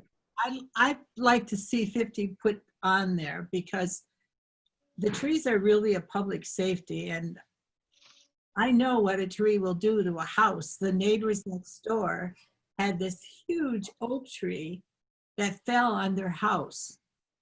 And there's a long list of people that need trees cut. And it really is a public safety issue. Right. I thought that, again, we're back to it was cut because Tim thought that he could manage it another way. right? So that's what's really difficult with this. With the highway department, I don't know where. After sitting down with them and going through their budget, I don't know where he's going to do that. I mean, I feel like in general, without COVID, if we could manage it another way and reduce the budget, I don't understand why we wouldn't have done that in the first place. Like this whole him can just manage it thing makes no sense to me. It like that sounds to me like there's waste in the budget, and like we could have done without it in the first place. I just don't consider that an acceptable explanation. Sure. Okay, let's put 50,000 back and we'll think about it again if you don't mind. Yeah, let's use that as the working assumption. Sue Fiacco, you've had your hand up. I'm sorry. Go ahead. I think that saying, listening to Dan and what Dan keeps saying is that this list was made by the town administrator. We don't know, Finance Committee doesn't always agree with him on this, but to keep to the spirit of what the override was meant to be, I think you're kind of beating all of this to death. And I think that saying that you want to keep to what the original override was voted on would simplify what would go on this list. Sure. And I think it'll make a big statement. Yeah. So it would be police, fire, reserve funds. The only reason why reserve fund would be on there was that it would, I honestly think that it's going to be needed next year. So when you guys say police and fire, do we want to include what's already being covered on a warrant? Because I know they say that if everything passes, then we have that flexibility somewhere. But if the warrant's and I can't wrap my mind around it. If the warrant's covering it, I don't know why it has to be on here. Because it doesn't pass. Well, you don't want it in a warrant article. You want it in the operational budget. Okay. Yeah. So as These we are said things we're planning to earlier- put back in the operational budget. Right. And like they're things we need year after year after year, right? Yep. Yeah, these, the police, fire department, like that's equipment that needs to be replaced on a schedule. I mean, So pulling these down into warrant articles, that's balancing the budget with one-time money. Like in addition to the stabilization, putting those in warrant articles is additional one-time money for balancing operational needs. Right. Yeah, So, which is a scary proposition. And what I heard last night was that we would use that liberally if we needed to make a bridge next year if we get additional cuts from state aid and other things. So yeah, it's a big concern. I mean, yeah. All right, well, I think we have kind of beat this to death. Everybody, please think about this overnight. We can have some additional discussion about this tomorrow. Colleen, if you want to bring that spreadsheet, I think that's a great idea. Then we can kind of come to agreement on what we want to propose. But I think we should bring something. I think we should have a clear message, and maybe the clear message is just police, fire, and school, and that's it. And we leave everything else off. I'm good with that. We dropped capital with no problem. You know what I mean? I do. Yep. So that could be the, finance committee signal that, look, this is just us trying to keep to the spirit of the original override. We're not sure what's going to happen next year, but we don't want to be spending any money. We weren't going to spend this money if we didn't get the override. So we think if we're going to honor the, original intention of it, what people were actually voting for, that we want to fund the services that people voted for in the original override. And I think that's a very straightforward thing to say. Go ahead, Sue. That's a very strong message right there. So I would feel comfortable delivering that message to town meeting. Put that in your town, state of the town message. Oh, yeah, I've got that to do. All right, Sue, what do you, I think you needed a bunch of recommendations for Monday. And I know I didn't get you mine. We're was that- working on it. Or was And that for next Monday? for Monday, I plan on printing on Monday. So Right. we're going to be working tomorrow. And I think that this is the hardest part. So I think that there'll be big strides tomorrow on voting on the remaining articles. I agree. I think it'll come pretty easy. We'll have Becca's numbers so we can confirm that the numbers are correct as they stand today. Yep. And do you want to bring up the idea of an additional meeting on this week, Matt? We could get one posted. It would have to be first thing tomorrow morning. Yep. So Let's see. It would have to be Saturday, I think. Because I can't do Friday. okay. But let's talk through it. So, I think we're going to need it. okay. Is everybody in for a Saturday meeting? If we have Let's- stuff done, yeah, I'm there. All right. We have to. I know. Well, It yeah. depends We have if to, you- so, yes. Let's get something on the calendar. Let's get it posted. So would like 10 a.m. work for everybody? Are we talking this Saturday coming up? Yes. Okay. Could we maybe do like 1 o'clock? Would that be better for everybody? I mean, every day is the same for me. So yeah. We'll do it in the morning. So you've got what, nap time or something? Yeah. At 1 o'clock? Oh yeah, that's prime time nap time. That's usually when I nap. Does everybody, are all the articles, the recommendations have been assigned and everyone's written? No, I know I haven't written mine yet, but I haven't have written mine mine. either. And Mark has 5 and 6. So I'm taking 5 and 6 from Mark. Okay. I don't have any. I could take some. Do you mind actually writing the CPC Super Park one? I'm really nervous that people are going to call me out on writing that for them, and I just want to be hands off. Because you have the. That's a good Yeah. call. Okay. That was Yeah. weird tonight. I was like, Yeah. oh yeah, like she's got an article here. Like, Yeah, so I know everyone nominated me for that, but I do feel just to be above board, I don't really want to write their recommendation. That's a good point. that makes Yeah, I'll take perfect that one. sense. Yeah. But I'll do the citizens petition ones. There's a few of those. So And Okay.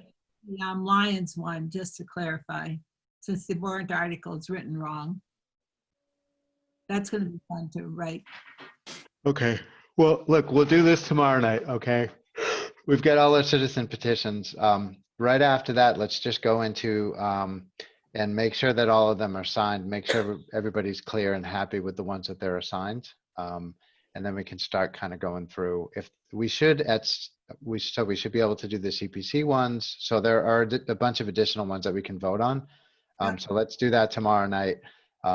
And then we can have that additional discussion around this contingency budget. So what time would the meeting be on Saturday, please? So I don't know, Sue and Colleen, why don't you guys work it out? I can do either. well, Sue, the other thing is I might be standing outside Saturday morning for stuff that I might not be available to meet for the meeting. So can we do it at 11?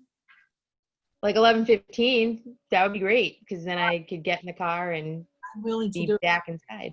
All right, well, why don't we do 11:30 just so that we give ourselves, because I'm gonna have to also get back, so. Yeah, all right, so 11:30, Sue. Okay. So Matt, you just have to get me the Zoom information, please. Yes, okay, all right, right. Sorry about that. God damn, nope, it's all right. I'm gonna be really happy when I don't have to do Zoom anymore. Yeah, that's tough. Oh, all right. I'll bring coffee Saturday. Matt, do you want to delegate that stuff? I mean, I think I'm good. It's just another thing, but it's a personal account, so if you said yes, I was gonna volunteer Eric for it. So I'm getting used to it. It's obviously tonight went pretty well. I don't think I would do another meeting like we did yesterday. That was fairly ridiculous with so many attendees, and I'm not quite sure what that was all about, but I'm glad that we're on the other side of it. So We had 42 ever for Finance Committee. So. yeah, that was pretty ridiculous. All right, so I think my takeaways from tonight are to help Sue set up the meeting, and then send the memo about the rec department money and returning that back to stabilization. So I'm happy to do that. I'm not going to put a number in there. I'll mention that probably the 73, but that they should clarify that benchmarking report. Sure. Do we have that on our agenda tonight? Just an update. All right, give it to us. The first benchmarking report, which is benchmarking us against 11 other towns, has been written. Tables and charts have been inserted. Ed is wordsmithing or word editing. And we have a meeting this coming Monday to finish off reviewing, etc. So I'm not sure exactly when he's going to discuss this with the select board, but it would be at one of those select board meetings. I thought it was tonight, actually. Well, that's right. Well, we're supposed to have our meeting Monday, so I guess, unless he did it tonight. Excellent. Good. So when do we get a copy?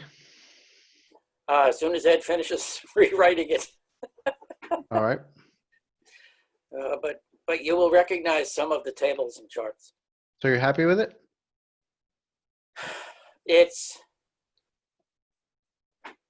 It puts down a comparison of us with the 11 other towns. It really needs to be very sharp and clear and concise. And right now it's a little more wordy. It's like 29 pages. But I do compliment the school. We divided municipal people. There was a team supposedly chasing municipal data and a team chasing schools data. The schools people chased data and were really super duper in what they found. And the municipal side, of course, did an exceptional job. Did all the work. So there you go. I see. So you were the strongest team member. I was Shaq in his heyday. Nice. But, Barry, in fairness to you and others perhaps, recognize that getting that data on the school side, you just have to go to DESE and click on a couple of things and it's all done for you. Yes, which is true. And on the municipal side, all you have to do is go to the DOR and their Division of Local Services, click on a couple of things, and you find really nicely laid out information. Yeah. And there's a thing called the 351 report, because there's 351 towns and cities in Massachusetts. And you can choose all 351 or just choose the 11 you want. And every time you go to the next version of a report that you want, there's your 11 towns right there, or 12. Just like the radar in DESE. Yeah. Yep. Yeah, so the information is there. The challenge is what's relevant. The fact that we spend 3% of our budget on this and other towns spend 4% or 5%, what's it matter? I mean, what are we really going to see as the differentiators other than, oh my God, Westboro has Route 9 and the office park, or Shrewsbury, they have Route 9 and their own whatever. Yeah. So I don't know if it's going to present something that is just definitively obvious that we might want to consider, or, for or against. Well, the point of it is to see what the data is telling us, right? And Yes. it should prompt some questions, and it should prompt additional kind of investigation in certain areas, I would hope. Yes. So, it's the point of it isn't necessarily recommendations, as I understand most benchmarking reports. It's more kind of pointing you in a direction that you should look into further, to ask questions and explore, I guess, which would ultimately lead you to recommendations on things that you might want to examine or change.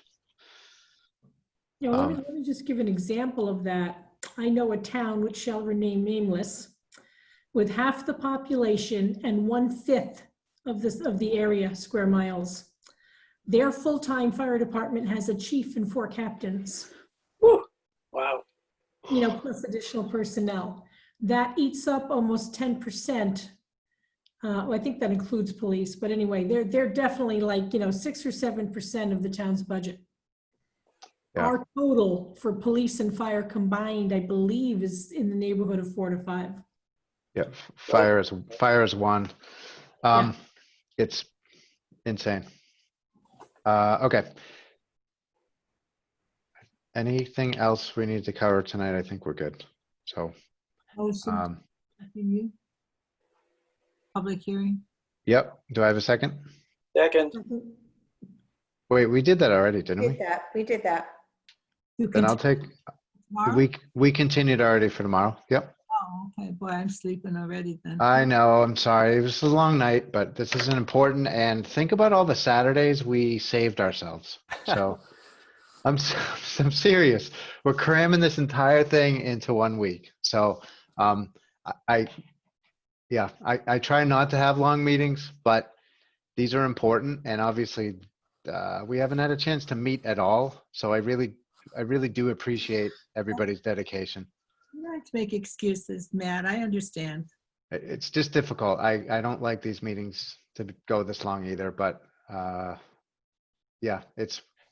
we haven't really had a chance to process this information in the same way that we would in a normal budget cycle. And so I just find myself even flip-flopping on things as I'm hearing arguments, and this is good. This is good deliberation. I enjoy this about Finance Committee. I think we've got a really strong group here.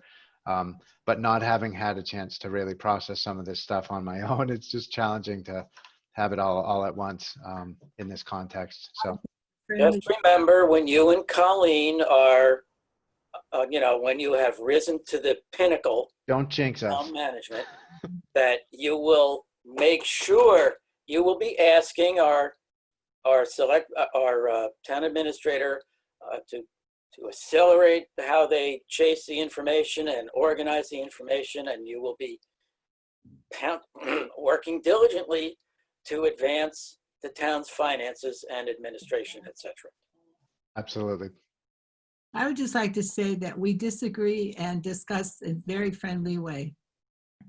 We're good at Absolutely. I think we are really good at that, actually. Yep. Until you introduce CPC, and then things get a little heated.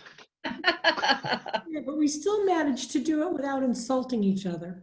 Absolutely. No, it was all good. I think that was well handled on everyone's part. Didn't get testy. She kept her cool. Yep. Yeah, no, it was good. I really appreciate that about this committee. All right, I'll shut up. I'll take a motion to adjourn. Motion to adjourn. To adjourn. 6 motions to adjourn. Do I have 6 I'll seconds? second it. Second.